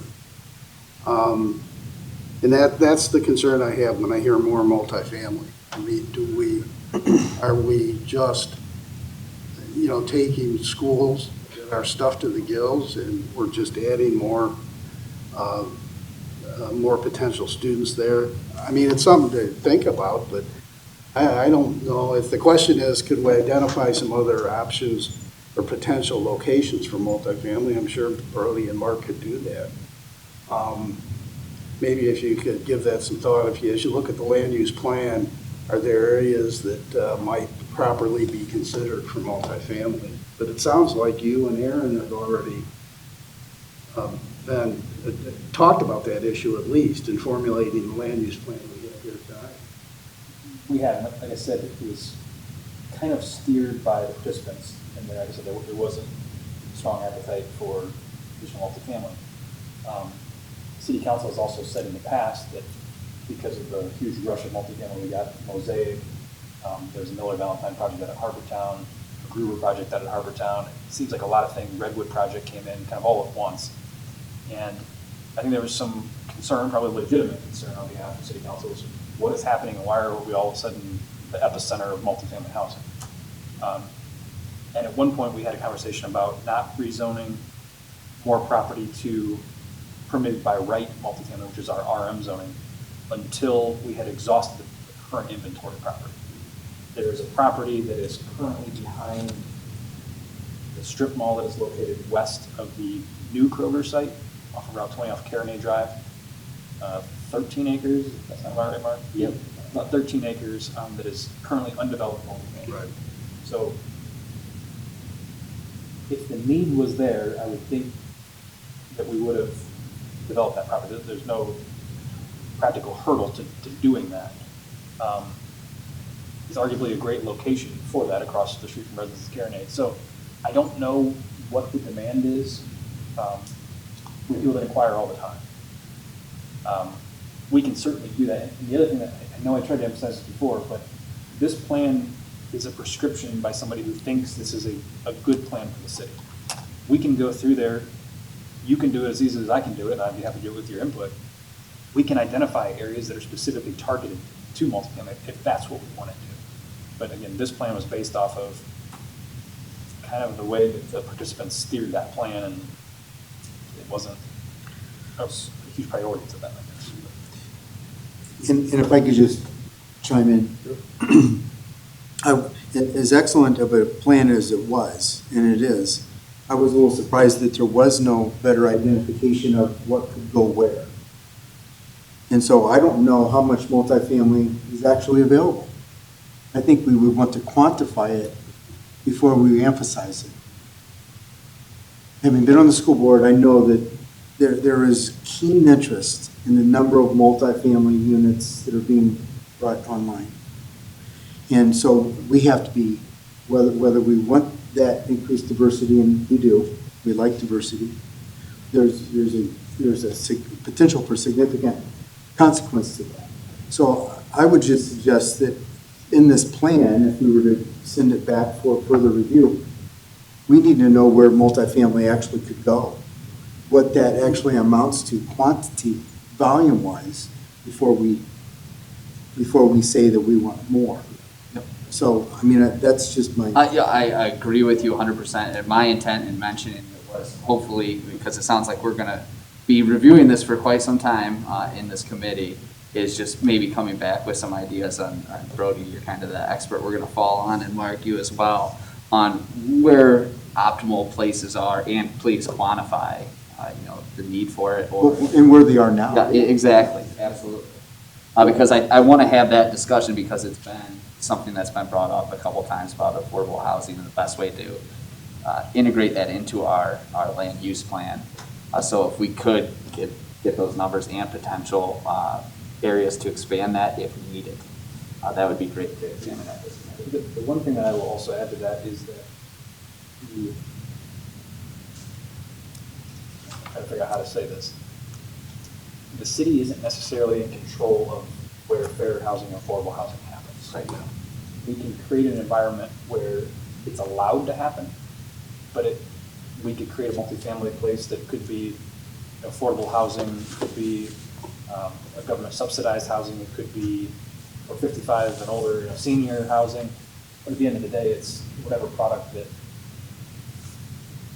the builder or the developer proposes it to be. It could be luxury high-end apartments with rents twice the price of a mortgage. We can't control that level of detail with it, but we can create an environment where it could happen if somebody's willing to bring us that product. Right. Well, I think, I agree with Barry's comments that maybe next meeting, if you could just give us a look-see as to what the existing inventory is of multifamily uses, the potential multifamily development.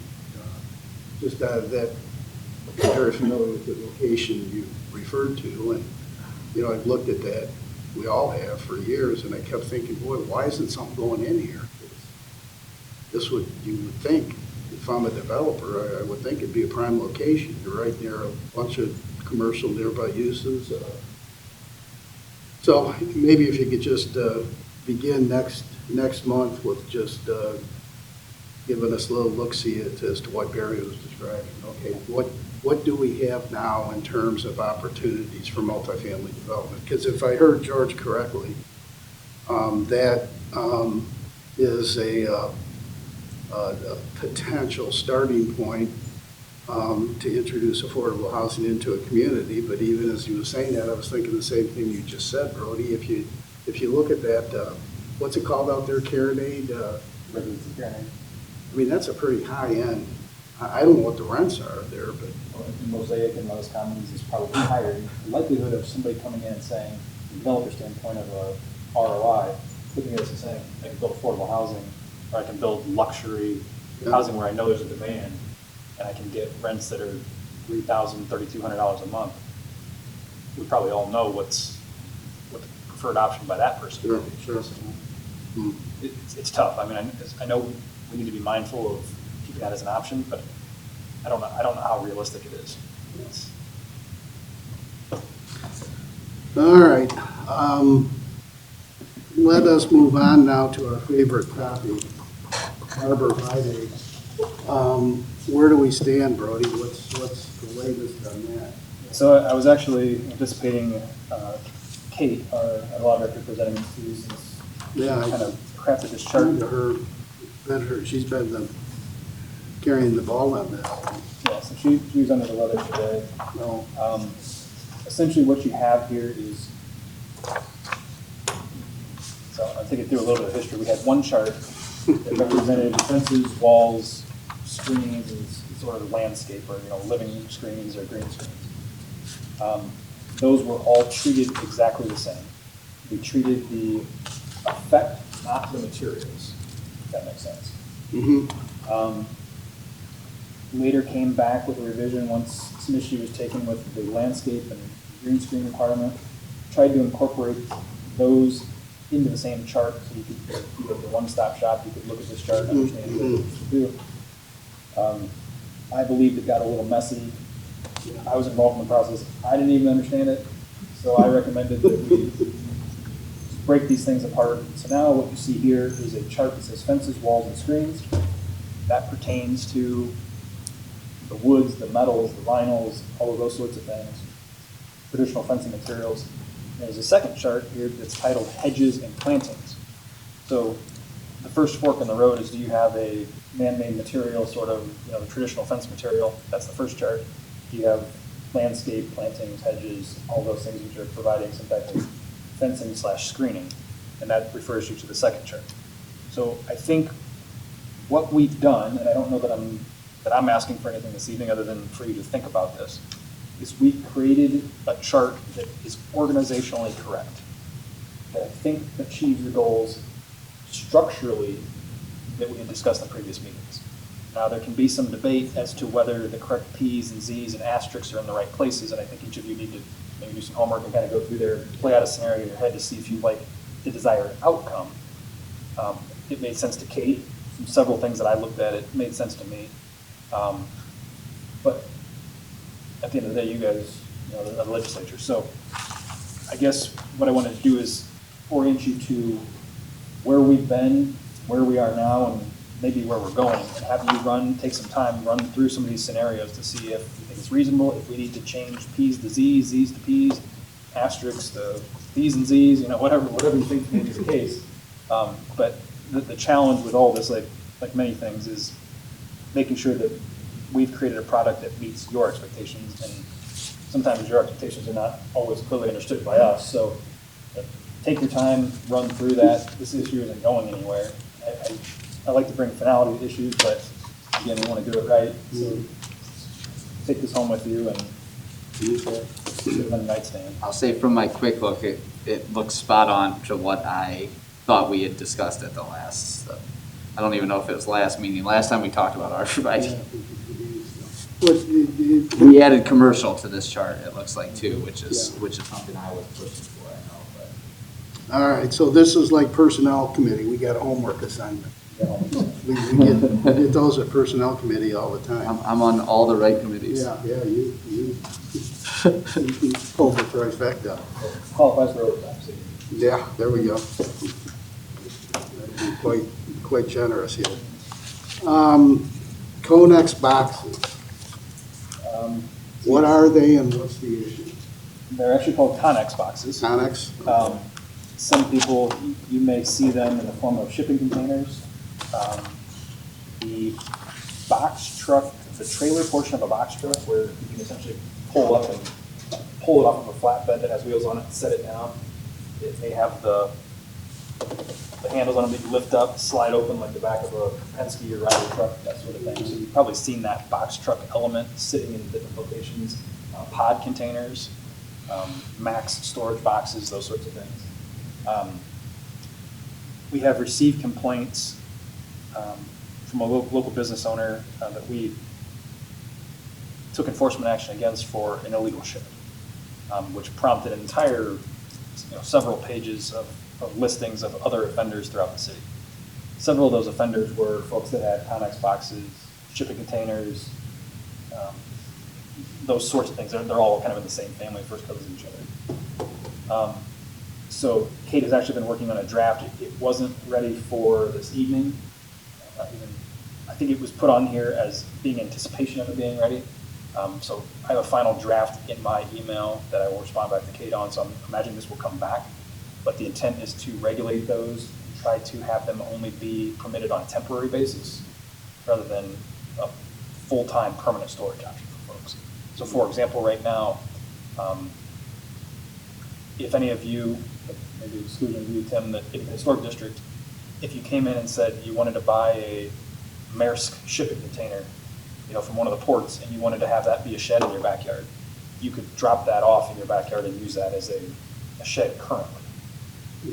And obviously, there's different opinions on those, but most folks find those not to be attractive, and we're finding them showing up on commercial property because they're running out of room to store their goods and materials and products inside their facility or in proper accommodations, so they're getting these things dropped off of roll-offs, and it's a cheap option. So there's some intent to regulate those, to try and clean those up and allow them on a temporary basis, perhaps as a store is remodeling, but not in lieu of adding on to your footprint to accommodate your use. It shouldn't be a full-time sort of thing, if that makes sense.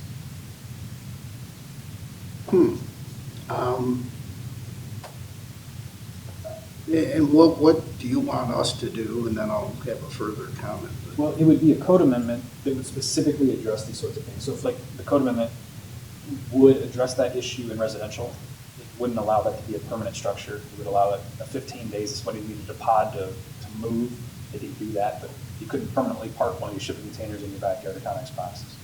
And it would also regulate that for certain zoning districts at certain time periods in non-residential areas throughout the city. Yeah, but I think you said the property owner gave you a list of other violations, other properties that were similarly in violation. I mean, are we in pursuit of them? And if so, we must have an existing ordinance that prohibits whatever they're doing. And I understand one of them, Mark told me, is Rick Ruffner at the ice cream store. I don't know that I've seen what you're talking about, Brody. I'm going to obviously have to get out and drive around it. Yeah, Rick was actually the generator of the several-page document of other violators throughout the city. Rick was actually in violation of having an accessory structure on his property that did not meet the proper setbacks, did not go through planning commission for proper approval on a commercial property. So he's saying, essentially, I'm not going to resolve my issue until you've made the 83 other people that I've notified you of on my first list. And he apparently has a second list of 83 folks until they come into conformance. So we're not in the business of this for that sort of thing, but we are trying to have sweeping compliance with that. So it ranged anywhere from sheds being in the wrong places and not permitted, which is a direct issue that Rick is dealing with, to businesses or houses that have large recreational vehicles parked in commercial properties that clearly it's the owner or the employees that are utilizing commercial zone parking lots for the storage of these vehicles or trailers, and it's a wide range of items, but some of them are related to Connex boxes and that sort of thing. He's viewing them as sheds. So I don't know if that's clear or not, but I mean, we have a whole host of issues, but his issue was specifically about a shed, and because a shed is an accessory structure, and these Connex boxes and shipping containers are being used as accessory structures, we're having to look at that whole issue. But if I drive down the alley next to the ice cream store, I'll see one of these Connex boxes. No, you will see a bright red, it was the shed that was used for the Santa Claus, like the holiday parade. Okay. It originally showed up on the corner of 5th Street in Louisiana, in the Commodore Way parking lot. It was supposed to be removed, only put there temporarily to house Santa Claus during the holiday parade. We were told that it was going to be sold or moved somewhere else. It wasn't. It was relocated on the property too close to a building out along the alley. So if you drive down the alley, you'll see a bright red Santa Claus house that is literally up against the building. Was not approved by the planning commission. A permit was not issued, and the permit could not be issued because of its setback violation. Size and location, yeah. In reference to a fire code issue as well. Any other notable examples you can point me to, so I can understand what we're dealing with here? As far as the Connex, Yeah. An easy one to spot is one, Home 2 Suites has one in their parking lot that they currently use for storage for landscaping equipment. Home 2 Suites in Lebanon. Oh, okay. That's probably the easiest one to spot. It's literally like if you're driving past the vacant field to the east of it, if you look at their parking lot, it should be if you're coming in off of 25, it'll be on your right-hand side, just to the east of the building. Okay.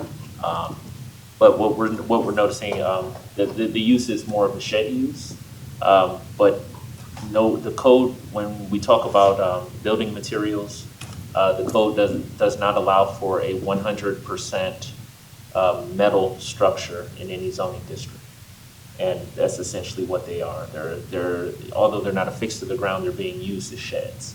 And so we have sort of a violation there, which is one of the things we actually had to discuss, whether it be outside storage or accessory structure, but majority of them were accessory structures. Another example is the shopping center that is across the street from Country Charm, so which has the Rite Aid Plaza in it. If you go through the post office, like you're gonna drive in front of the loop of the post office and you look to the north, is it Clothes Mentor? I thought it was a clothing store. I think it is close. But I think they have two Connex boxes out back, and because they've essentially outgrown, their interior floor space, it's cheap real estate to throw this out back, goods or cleaning supplies or whatever it is that they store in there. But I mean, you'll see them in several areas of the city, but those are two that just jump out at us, I guess. Okay. All right. So I guess more to come on that, but. Yeah. Barry or Corey, do you have anything on that one, or I guess? Not at this time. Well, you're gonna bring that back next month, and in the meantime, we can go out and get a look around at what we're talking about here. Now that you've identified every one of those, I remember seeing them.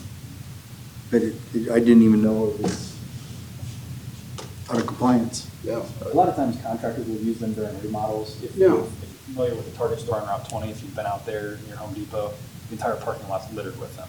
And that makes sense because they're doing an actual store remodel, and they're storing shelving and tools and all that kind of stuff in there. But again, that's on a temporary basis. That's not in the city, obviously, but you'll see them for a very utility purpose. They're very inexpensive, they're functional. People are using them as a low-cost alternative to actually building to the quality that our zoning code expects them to do. All right. Well, we will return to that next month, and get a look at some of these examples in the meantime. Other business.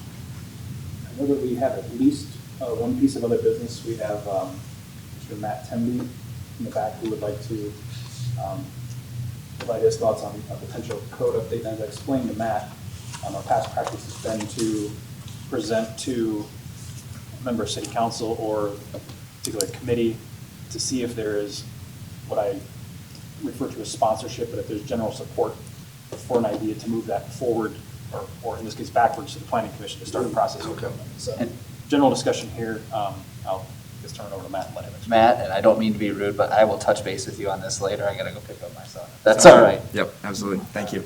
Good evening. My name is Matt Temby. My business address is 117 East 2nd Street, and my residential address is 10979 South Lakes Drive. As Brody explained, tonight my purpose of attending the meeting is to hopefully gain a sponsorship for the idea of amending zoning code, which is specifically for gyms. I own a gym in downtown. I also own a gym in Hamilton County down in Cincinnati. The styles of gyms are very different. So the gym that I have here in downtown Perrysburg would be considered a neighborhood gym. It's under 5,000 square feet. We have a couple hundred members. In Cincinnati, our facility is 20,000 square feet. We have about 5,000 members. So the use is very different. One is very much relationship driven, one-on-one training, some small group training, specialty training. The other gym in Cincinnati is more of a pay-for-access gym. So as we look to expand our operations in Perrysburg so that we can facilitate more programs, including youth programming, yoga, which is not really found in Perrysburg, and then an elder program or a senior program, which also outside of the YMCA doesn't exist in Perrysburg. We are looking for more space, and the current zoning for office and service has a cutoff at 5,000 square feet. And so as I was studying the base zoning district table, granted I don't profess to be an expert on this, I couldn't understand why that number was there. There's under 5,000 square feet where it's permitted in office and service, and over 5,000 square feet it is not. So before I make the proposal, I was hoping to have a better understanding of where that number came from and what the purpose was behind that, what problem was trying to be solved. And that would have to come from those that were here when that code was created. Yeah. Brody and Tim, Mark. Yeah, and I don't ever remember talking about that particular cutoff, but I can imagine that at some point the dimension just gets too large. Well, obviously, that's obvious. It's just too large for that zoning category. But Brody, you want to educate us on why there is a distinction like that? Yeah, my memory recalls two things. One of them is the overall size component, to the level of intensity that these things exist. But perhaps more importantly, there was discussion, you may remember this, Tim, about this code change was implemented by CrossFit, Fort Meigs CrossFit. Yeah. An applicant, Susan Reese, if you remember her. And CrossFit gyms are somewhat unique. They require clear span, open buildings for climbing ropes and doing a lot of extreme activities, more so than a boutique storefront where you're doing Pure Barre or Orange Theory Fitness or something like that. So I believe there was concern about the popularity of gyms was intense at that time, as I think still is, about people using buildings that were perhaps intended for our commercial or industrial users, and gobbling those spaces up because the code allowed that. So, and then therefore displacing the opportunity to bring those commercial industrial users here because they wouldn't have any place to locate because we have all these gyms, in spaces that they could and should be in. So I think that was to preserve the building stock. Yeah, that's. So that they weren't moving into these big warehouses and factories where we prefer to have a commercial industrial user. Yeah.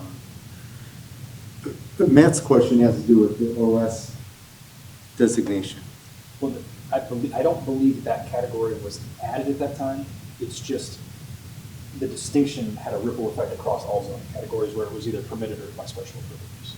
So I don't remember any specific discussion about office and service. we talked about with the Black Diamond property, it's a fairly restrictive zoning classification. Right. But I think that the reasoning for, and again, it's not the OS reasoning, but it's the reasoning, the break between 5,000, over 5,000, less than 5,000, was to preserve these larger commercial spaces where the city desired to have commercial industrial use.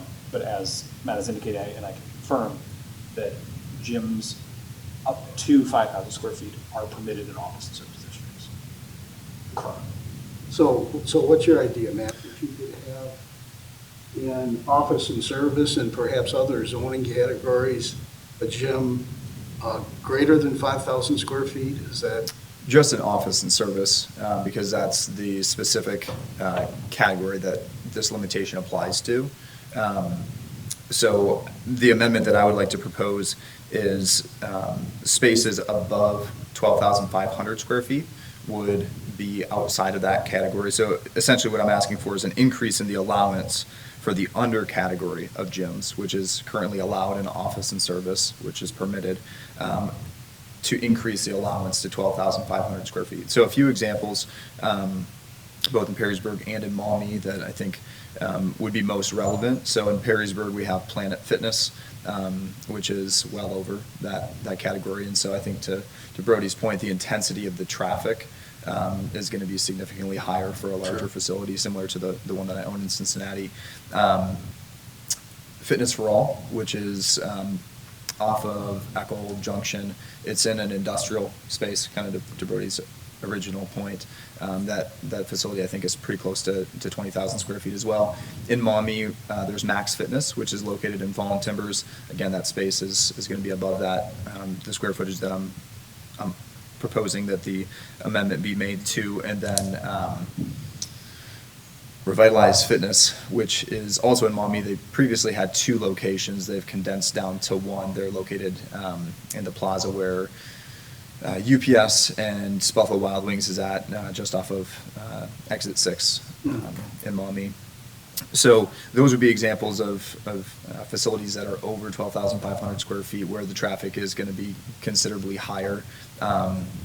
And so I would, again, what I'm seeking is that the consideration for the zoning of the under category for office and service be increased to that amount. And but Brody, the one lesson I learned in the Black Diamond issue was office and service is painfully a small amount of area in town. I remember it's like a couple of the banks down at South Boundary in Louisiana, maybe Jim Matuzak's office. I mean, used to be that site near Black Diamond. Obviously, that's no longer. But I mean, I'm interested in exploring the merits of what Matt's saying, but just making that change in office and service, it doesn't seem to me to make much difference. No, and I think the conversation I had with Matt is that perhaps the amendment be a little bit more global than that. So if you're familiar with your land use chart, the column that's on the left-hand side lists a bunch of different uses. And the rows going across the top list all the different zoning categories. And you kind of do the latitude, longitude sort of thing and figure that out. The designation there, the name, we have gyms and fitness facilities greater than 5,000 square feet, and another category is gyms and fitness facilities less than 5,000 square feet. And you follow those across, and those same attributes go all the way across the road to every different zoning district. Mm-hmm. It may be more appropriate not from a content standpoint necessarily, that's for you to decide, but from an organizational standpoint, is to examine, is 5,000 square feet the appropriate place to break what I'm going to call the big box gyms versus the neighborhood gyms? Mm-hmm. And Matt expressed to me that it seems somewhat arbitrary. How did you come up with 5,000 square feet? It's Mm-hmm. like, well, just like everything else, it probably made sense at the time. Mm-hmm. But he's asking for a re-examination of that to see if it still makes sense. Yeah. So I guess my perception of this, if it's supported, would be that we would change the threshold, the tipping point, change it from 5,000 square feet to something north of that. I don't know, it's not for me to decide, but that would apply equally across the zoning districts as an appropriate break across all those districts. Yeah, okay, that I get. But man, tell me this to understand this. If I'm looking for your specific business plan, would you have a desire to locate more we'll call them smaller gyms, 5 to 10, what'd you say your current, the one in the post office is under 5,000? Yes, yep, we're right at 5,000. I mean, are you thinking the next wave of gym facilities is going to be facilities more on that size, maybe a little bit bigger, up to 12,500, and they'll be located throughout a community, more perhaps even in residential areas, or? Not necessarily in residential. So for context of our business, or businesses similar, so like Orange Theory Fitness, if you're familiar with that model, that is a franchise model. They do running, rowing, and a little bit of floor work. Well, if you don't like running or rowing, then even though Orange Theory is great at their operations, their branding, their marketing, you're not going to go to Orange Theory, so that's kind of out for you. Fit Body Boot Camp, which is located over by Target on Route 20, that facility is 5,000 square feet. We looked at leasing that building prior to finding the post office. Same thing, these communities can only grow so large, which is fine, but again, to the point of what we want to do with our business, with Vault Health and Fitness, is we want to serve these other populations. And really, we start from inside our demographic. So how do we serve our mission is to provide a better quality of life for the people that we serve. And so I look at the parents that we have in our community. Well, I can't serve their children because I don't have space or time slots to serve their children. When I look at our demographic, is the median age is right around 40. So typically that's a family. And so I look at their parents who are aging, that may still live in Wood County or live in Perrysburg. Well, they don't have any options to help improve their quality of life through coaching and health and fitness. And so for us to better serve who we already serve, we want to make sure that we're making that impact on their family and then their friend circle and then their work community as well. And simply put, we don't have the space to do that. And as we look back at what 2020 presented, I think that obviously some businesses that were currently struggling in the health and fitness space didn't make it out, which is unfortunate because it broke those small communities apart. Those that have survived have seen a huge amount of growth since including last year, just because there's been more demand for improving your health, which impacts your quality of life. And I don't want that for the community in which I live and which I'm a business owner. I don't want us to have our capacity be limited to who we can serve based on a zoning code where we can expand our operations to serve those people. Okay, I get it. You're saying up to 10,000, 12,500, you're not talking a huge intensive commercial use, and that ought to plug into more zoning categories than it does now. Correct. Yeah. So the businesses that I gave you examples of, those are what we would consider in our industry, those are a pay-for-access gym. That's what I own in Cincinnati. You pay $20, $30, you get a key code, you can come anytime you want, 24/7, we're always open. And so that's perfect for somebody that works third shift. It's perfect for a lot of people. If they know what they're doing and they don't need coaching, they don't need accountability, then that's their spot. That's why there's so many members. And so a facility like that, you do need that type of square footage above that, which is why I use that cutoff, because I did study some of those gyms that are in that other space of the pay for access space. So when I look at realistically what we need to be able to bring those things for our operations, it's right around 10,000 square feet, but to make sure that we have enough room when we go through the architectural design phase, I don't want to bump into, hey, you actually need like 10,500 square feet. Mm-hmm. So that's why I'm asking for a little bit more. And you mentioned square footage, Planet Fitness. I'm just trying to get a size and dimension. Well, how big is that building? I would have to imagine that building's at least 30,000 square feet. Brody, you might have a better idea. I'm actually not sure. They used to be, I've been in Perrysburg for 7 years. I think that was the former Big Lots. So it was a pretty large footprint for a store of that size. Yeah, I was just trying to get a size, or in my mind's eye. Because, I'm sorry. So with an operation like that, you have so much stationary equipment. where the floor pad is essentially spoken for. You kind of guide members to where they need to go. Yeah. In a neighborhood gym, typically it's an open floor plan, but where gyms like a Fit Body Boot Camp, for example, if they were going to expand, they would need to knock down a wall, which I believe is the carpet store next to them, and they would need to segment off rooms, because the challenge that a neighborhood or a boutique gym will have is that you can't have, it's hard to coach people, it's hard to give people the attention and the guidance that they need when you have two different classes essentially going on. So education for this segment over here, for maybe it's youth, and then it's for seniors over here, that's going to be conflicting. So you need some kind of barrier there to be able to break those rooms apart.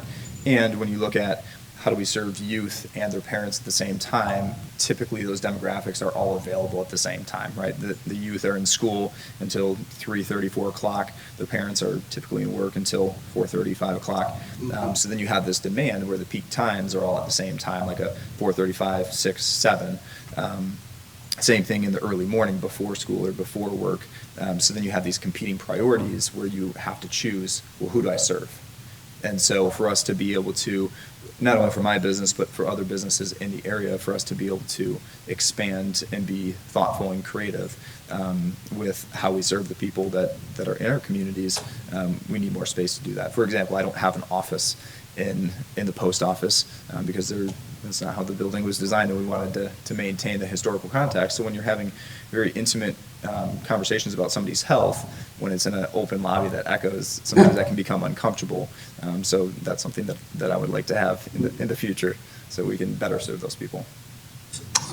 So Matt, the business model makes great sense, and you've kind of convinced me that you know what you're doing. But just to compare with Planet Fitness, which I believe is a commercial entity, and then where Fitness for All is located, I'm assuming that's industrial, Planned Business Park. planned business park. Primarily industrial end users, but the zoning is And I'm just looking at the surrounding area, yeah, so, and so if I understand your specific request, it's you must have purchased or own an office or an OS area, and that's, because otherwise you could move into a normal commercial, normal industrial site. Correct. So your specific request is for OS to be changed? Yes, for OS to be changed. Because otherwise you would have other, and so it seems like we would be your business model is going to succeed for reasons you've already articulated, that we would be most interested in having that kind of size building in a very limited environment called OS. And because those are usually specifically designated for smaller environments, right? So I think we would want to know where this is. And you don't need to tell us, but because we wouldn't want it in the wrong place, even with all the merits that you've already identified. Yes. Does that make sense? It does. I understand where you're going with that. Do you have an interest in the site right now, Matt, or you're just? For total transparency, I am in the process of acquiring land that is zoned OS. Okay. And with existing structures that would need to be, renovated and expanded so that we could fit the use that we would like to see with that. Oh, okay. Well, good for you. Thank you.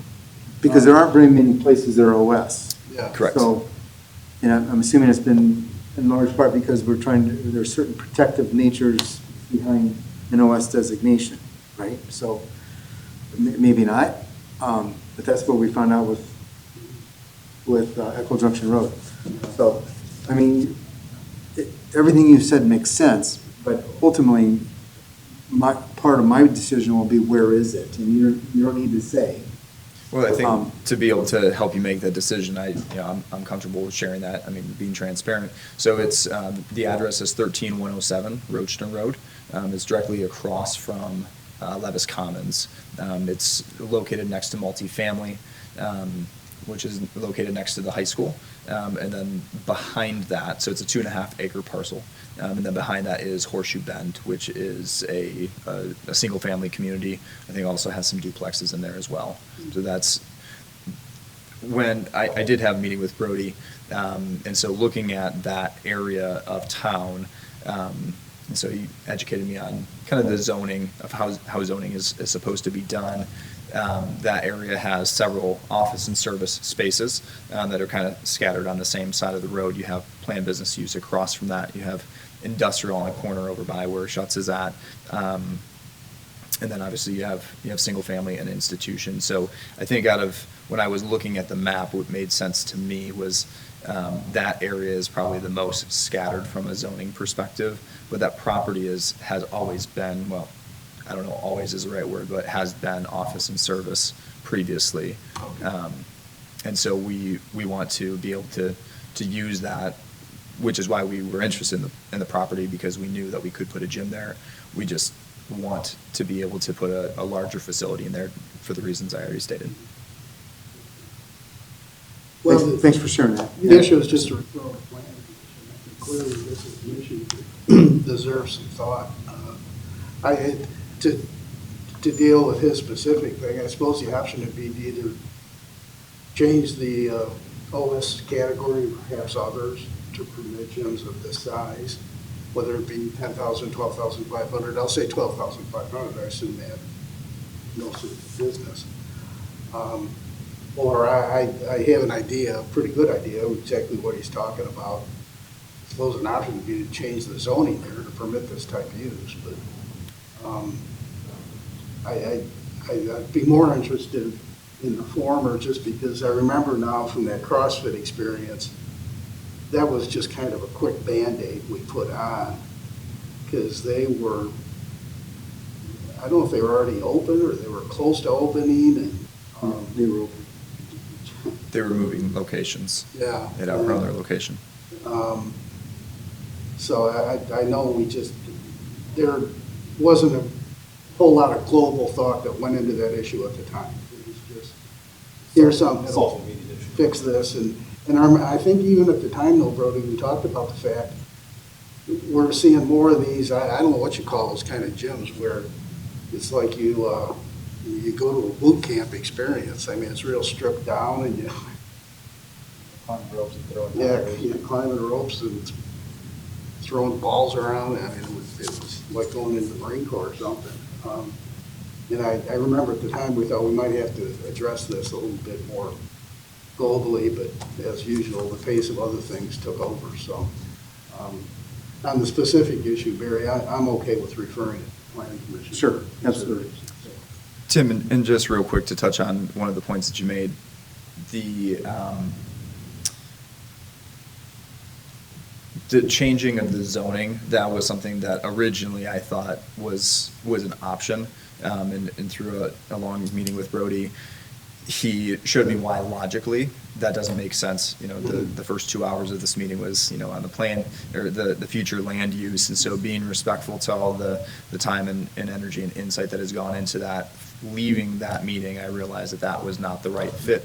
And then also being part of a meeting that was just recently around that community of Horseshoe Bend, being respectful to those neighbors, they're not going to want something of a C1, C2, 3 or 4 in their front yard. And so keeping it the zoning that it is, and then applying that, because as I studied over the weekends, the code, really exciting weekend, I saw that there's not a lot of use in OS. And so if there are other gyms that are looking to expand their operation, and that just happens to be, because there is, with Perrysburg growing at the rate that it is, it's hard to get into space. And even going through this process of acquiring financing with a gym that has been successful, thankfully, over the past 3 years since we opened, banks don't want to loan to gyms. And so it becomes harder to serve the community in a way that impacts everybody's life. We're born with our health, we have it every day of our life, and then we die with it. And so people that are trying to do important work, there's a lot of hurdles to get through to be able to do that. And so, going back to the latter point, I wouldn't necessarily want to rezone that, because I don't think it would be fair, one, to the land use plan, and then 2, to the neighbors that will be in that community. Yeah, I suspect that's the case, because those areas were, in the grand scheme of things, zoned relatively recently, and I think there was more as Levis built out, there was more deliberate thought as to how we deploy our zoning around it. I suspect there's probably good reason it holds so fast, but, that's why I'm thinking maybe the better option is to look at how we treat gym facility uses in terms of size. And like you said, Brody, maybe that's a fix beyond OS that goes into other zoning categories, so. I guess we voted 2-0 to refer to the planning commission, and another project for you and Mark to put on your to-do list and then get to the planning commission, so. So we'll get that underway, Matt. Thanks Okay. for bringing the issue to our attention. Yeah, And thank you for your time. maybe we can get to something that you can open up out there and have some success. Yeah, thank you so I much. know you do down the street. I live right down the street from you, and your place is always hopping, so something's going on there. Yep, for sure. Thank you so much. Sure. Other business.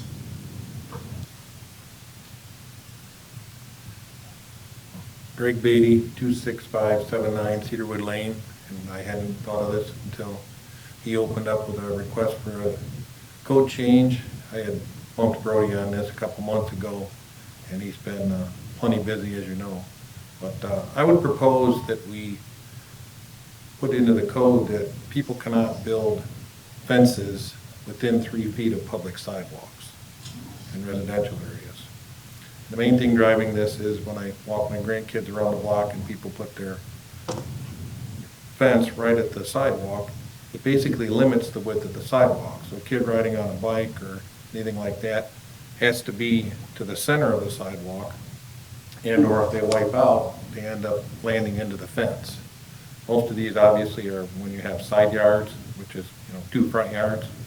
So I don't think asking them to move their fence back 3 feet from the sidewalk is really that much to ask. Most people I would say the majority of people who put fences in their side yard only come out about halfway in the yard. It's not my decision, I don't have a side yard, but I would propose that as a code change. Isn't there some setback already, Brody? The distance off of property lines, but what Greg's referring to is traditionally, private property begins 12 inches or 1 foot behind the sidewalk. So you would have a fence 16 inches off the sidewalk currently. And there are plenty of sidewalks in my neighborhood that that have fences right at the sidewalk line. Well, And that may be due to improper installation, it may be due to varying right-of-way widths. Like I said, the sidewalks are supposed to be installed 1 foot inside the public right-of-way, but sometimes additional right-of-way is acquired or given up, so that can change that line. Sometimes you have sidewalks on private property, that there's an access easement for where it's not contained in a right-of-way, so there's a couple explanations as to how that can happen, but I agree, it's not a desirable situation. Right, and it's just, I initially had thought that asking for 5 would be, but I think that's taking too much. If you ask them to put them back 3 feet, and this obviously would only be new construction going forward. I don't know if that, people come in to replace their fence, it was in that spot, they replace it 1 for 1, if you can go in there, but it's pretty predominant in my neighborhood, so. Years ago, I would just take in my truck and go and throw them to them, but not anymore. oh, good God. I'll fix this. I'm kind of intrigued by the second to last comment. Could you impose this on new construction? But it would really only apply to new construction. Yeah, because, We couldn't retrofit, we did. yeah, you go back and cite a bunch of people and say, hey, we changed the law. Yeah, you could. No, my thought was, Tim, that if they go to replace their fence, they take their fence down, I know now if you take a 3-rail fence down and replace it with a 3-rail, it doesn't require a permit because it's a direct replacement. But going forward, just get the fences off of the sidewalks for the children. Mhm. It's all about the children, Tim. Yeah. Thank you. Okay. I guess what I'd ask you to do, Brody, why don't you and Mark put your heads together and think whether there's a way to attack this beast. I mean, and we're back to, is it another issue that should be referred to the planning commission?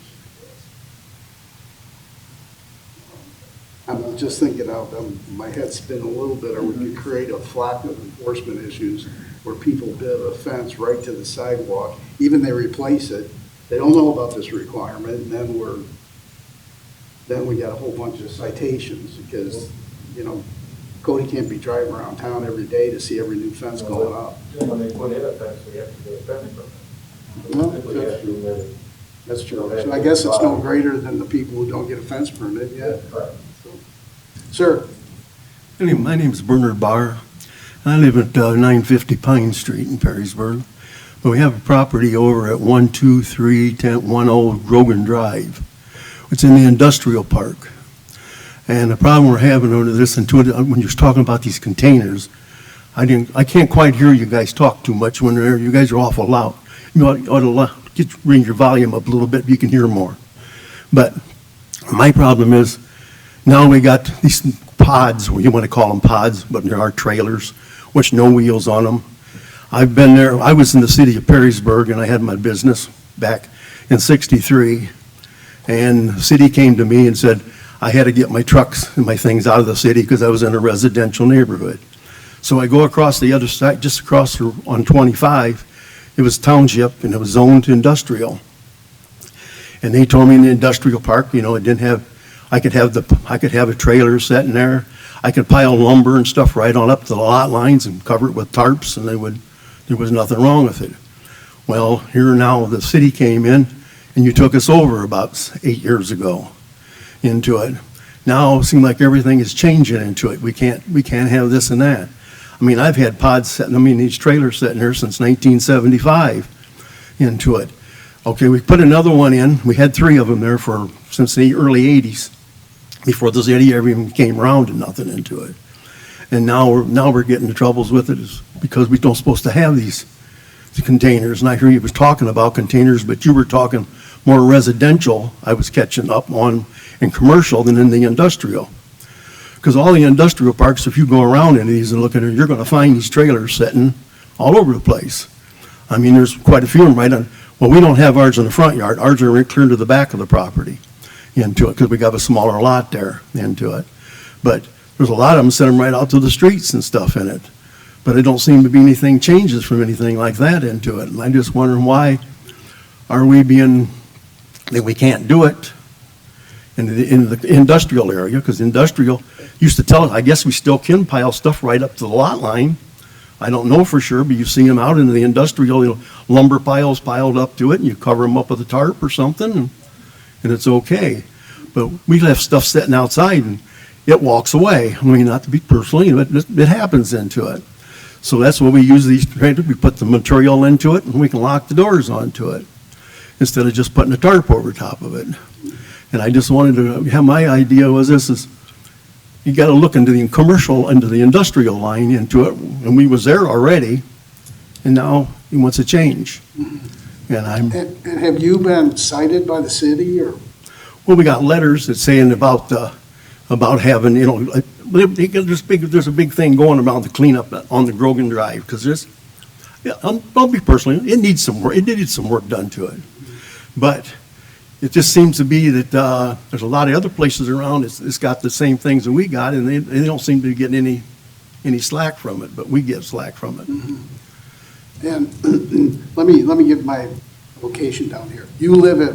I live in the city, city on 950 Pine Street. 950, okay.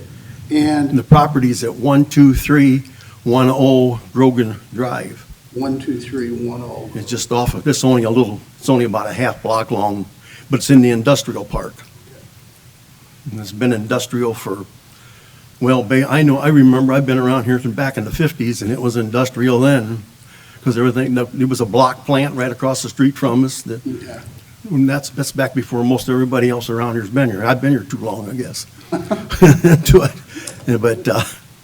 But I just kind of wanted to find out, want you to consideration though that, if I can understand putting a trailer, pulling your backyard and sticking a trailer popping on the ground and using it as a storage shed. Yeah. But when it's an industrial, that's what we do, is have stuff sitting around into it. I mean, there's been times that I've had dump trucks in the back of the properties there over the years. And when I first came in from out of the city-wise in it, I did a lot of hot tar stuff. I had a hot tar kettle sitting back there. Well, I did get some slack from the city even on that when I was even in the township because they said he could smell it. Well, when you come in at nights, it's hot. And it's got to cool down, and it does smell something. I mean, I understand that, but that's why I went to an industrial, for I didn't have the problems with it. But this has been, like I said, we're talking in '66 when I built the building back there. Okay. Brody or Mark, are you familiar with this situation, or? Yeah, I'm gonna let Mark explain that, because he's been closer to the issue than I have. Okay. So with this particular property, there were several Connex containers. Some that were there, as he said, since it was annexed in. Those I think there were 2. We see no issues with. The newer ones that have come in, they are again used as an accessory structure. Accessory structure is such as a shed head needs to receive a permit. In order to receive a permit for a business or an industrial commercial district, you have to go through the planning commission. And it runs into a building materials issue, as again, there are 100% metal structures are not allowed in any zoning district within the city. The most you can get is 75%.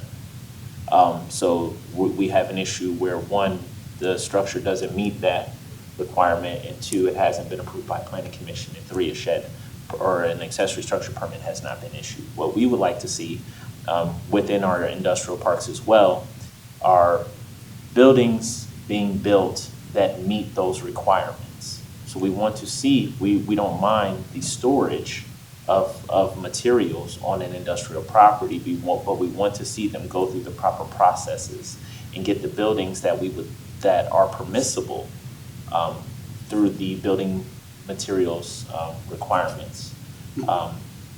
Just as a way to even clean up the areas. It's a cleaner look. Right now, as we've stated, there's a list of 83 businesses. So Grogan Drive was the worst of the offenders, so that's specifically where we started. It's not to say that the other businesses will not get those letters. As we move on past Grogan, we fully intend to send out those letters and provide them the same details that we provided to the business owners on Grogan and all the industrial parks along Echo or Echo Junction. But just making sure that they're more of a temporary nature, and if you want a permanent structure, you go through the processes, is to not skip the planning commission, just to avoid it, or because the structure happens to be cheaper, or a cheaper option. And so this is where it's really started. So it kind of goes back to that list, and us trying to make efforts to enforce the code uniformly across the city. But if I'm understanding you correctly, this structure wouldn't get approved by the planning commission because it's 100% metal. That's correct. So in order to get approval, the structure would have to be changed. That's correct. But we also, for this gentleman's specific property, we would also run into the issue of the amount of accessory structures for that size property.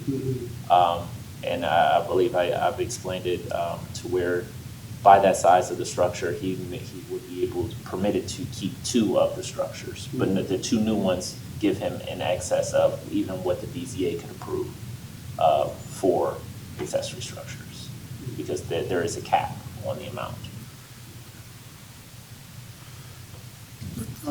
And you've had these there how long? Well, the first one was in there in '66, and another one went in early '80s. That's correct. And then there was one that went in '83. So There was 3 on that property. But from the aerial imagery that I showed you, they had been removed and then replaced. Just the one has been. So, Well, okay, let me clarify this again. The big long one on the side of the building, that's been, that was that building when you guys took over the place, or took over. Right. It was a trailer there. that's correct. The trailer got real bad. It was rusting out because it was an old metal trailer into it. That's the And one that's right alongside the building. That's right alongside the building. I owned the property right next to it, I did at that time, and there was a trailer sitting on that. And somebody came around and said, well, we'd like to have this fixed up. So I just changed the two out. I Right. junked the one out, We spoke about that. and I went ahead and put that one into it. That's right. But then there's one that was on the back side of the building, which was closer. Since we put the bigger building back there, we stuck these other ones all together to make them the back of the property wise. If it was my understanding, there was one that you had in front of the building, that was in front of the building for an extensive amount of time. And then over the last few years, you had it moved to the back. Yes, we had them the two of them there, we just moved them to the back, or not, no, just in the last year. Correct. We moved them back there out of that, because I know the code was saying that you couldn't have anything in the side yards. They wanted everything to the back, so we put it to the back wise into it to give us more room, so we could have access to the back area more again. Right, and. See, that's only a single lot. That's And only I- a little 47 by 147. And while I do understand that, once you moved it by our code, it's a new location, which would require a new permit, which again would have to be approved by the planning commission. When you're grandfathered in, things have to stay the same. You're able to repair and replace in the same location, but once you switch locations, it requires a new permit. And that's where. So in other words, what I should do is just bring them back up there and put them right back in the same spot, is what you're probably telling me. Because we've only been out of there for about, maybe 5-6 months. So I put it right back in the same location, and if that's what you want me to, we can do to it at a certain amount. But it just doesn't, then I'd be back up to the front again. I'd have, because the other one's right directly in front of even with the building in the front, everything, I've had them all even across there for the whole footage there. Right, and. But when I move it once, now, if they had wheels onto it, I can move them around. But again, and that's where we're back to that same, it's the use of the building as well. So you're using them for storage, correct? Right.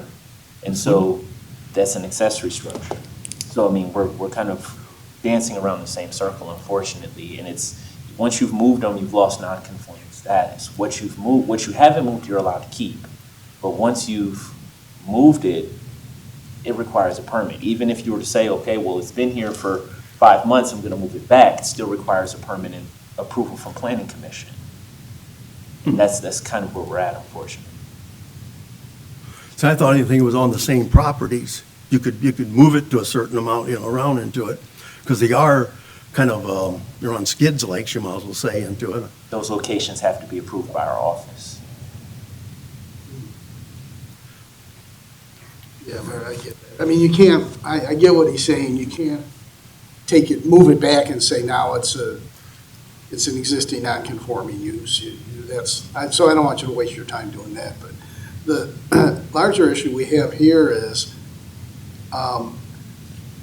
you're apparently at some point in an enforcement process, okay, where the city feels there may be a potential violation of the zoning code. And we're the council, we make the laws, we don't enforce them. The mayor does that and the two guys around us. So everything you're saying, I'm feeling like, I mean, at the end of the road on cases like that, they can end up in a court. And as I listen to you, I'm feeling like, well, we're being asked to be a judge at the end of the line. That's not our role. I mean, we can consider changes to the law. And apparently, God, we're going to have a floodgate of these. If this, I'm being told, is in the Connex box category, it's part of that whole bag, that whole ball of issues. That's correct. And we're going to have 83 separate hearings by people who received letters from the city. So we're working through the processes. I mean, as they stand, it's a matter of, like some we were able to see that they've been here, for an extended period of time. Others we're able to see literally. We have access to aerial imagery updates. I think it's updated the last 3 years, 4 years consistently. So we're able to see quite a few years to see what's come and go on people's properties, to see what's, okay, well, we can tell that it's been, that same Connex box has been there for 10 years. Just as it showed, I think the aerials go back to like 2006, which I saw those two on your property. So it does give us some course of action. Okay, so what you're saying is it may not be 83. Correct, correct. But again, I don't know where we're headed with this Connex box issue. I don't know what you're asking, what you're going to be asking us. And I don't know if it's going to impact this gentleman or not. No, I think it'll be moving forward. Yeah, I think it's a clarification issue, so the outcome of that legislation is not changing how these things are being, the existing violations are being dealt with. It's just to clarify this and identify them as a specific type of item. So what we're being asked to do as council really doesn't affect whatever existing cases you have and you may be Correct, because pursuing or not. they've been identified as an issue according to the way the code is currently written, the existing. So what I would encourage everybody to do is take a drive down Grogan Drive and see some of the things that we're dealing with. You may be familiar with TMP equipment, frontage out on State Route 25. That's probably the tip of the iceberg as you move down that street. We're dealing with some significant property maintenance issues, being buildings that likely need to come down, storage of, in some cases, was it 11 junk vehicles? At least. With expired license plates that are smashed up, stacked up, delivery trucks with bullet holes in them, the bowls off of cement mixers, laying out. Well, you said it. Commercial air conditioning. Well, It's a mess. It needs, no, I'm not So it's denying that. part of a larger effort, I guess you could say. But anybody we've notified would be in violation of the code as it's currently written. And this is designed to clarify and prevent issues, in some cases like residential issues of people using shipping containers. Prevent that from happening. It hasn't happened so far, but I'm aware of that happening in other communities. People buy them as a very inexpensive way to, it may cost $30,000 to build a large shed in your backyard, but you can buy a shipping container for $4,000. They're waterproof, because they bring them across on cargo ships.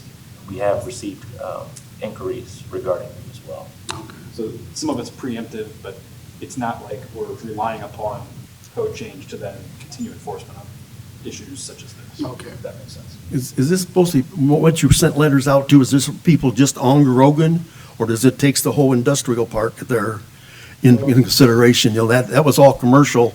I mean, all industrial, all the railroad track, down to Echo Road, down about halfway, and then it cut over. They had residential in the front of it there, which has always been there. Right. Was there? The city annexed that in approximately late 2008. Somewhere in that area, yeah. It was one of the very first annexations I did when I came into the city. But to answer your specific question, we got a pretty exhaustive list of things that we have to address. Grogan Drive, kind of coming from State Route 25 to the west to the dead end with the building. Just dead ends, yes.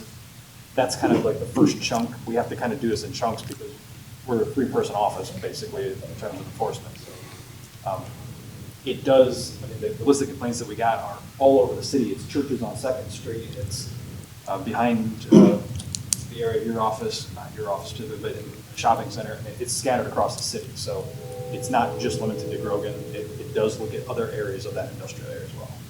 And even so, some of those have actually fixed themselves, either through conversation, like I've stopped in to a couple of businesses and just explained what the code requires, and they had no problem removing them or finding other places. A perfect example was the mattress. There's a mattress store in Levis, right across from the new Danbury building that's being built. They had a Connex box in the back where they stored their mattresses. They've since gotten that out of the parking lot just off of a conversation. So a lot of them that were on that list have fixed themselves, or they were active construction sites that were cited. But there are still those remnants along both Grogan and Echo Road. And even All right. Well, this gentleman's specific problem. I don't know that we can do anything from where we are right here. I wish they'd known that. I would have called you up here earlier, maybe instead of making you sit here all night. When I was sitting there, I couldn't quite hear everything. Your speakers need to be I agree. a little bit And more this is- because, This is a new and improved system. oh, is it? Well, great. Yeah, It needs to be upgraded to something. Now, when Paul, I don't know what his name is, was there talking, I mean, man, he blasted you I know. into it there. Could hear him loud and clear. I know we got these masks on and stuff, it's harder for, that muffles us anyhow. But I've been to the city council meeting before, and the same way, sometimes I had to say, hey, you gotta speak up a little bit, I can't. Oh, folks in the audience have been known to say that to us, particularly I'm a prime offender. So. Well, yeah, well, sometimes the speaker, I don't know how you guys, your speakers, if they're in front of you that way, or you got them on you, I don't know exactly how you got them. But when you lean back further into the seats, sometimes you sit way back, and then you don't hear nothing into it. We used to have mics for a while, then we knew to talk into those.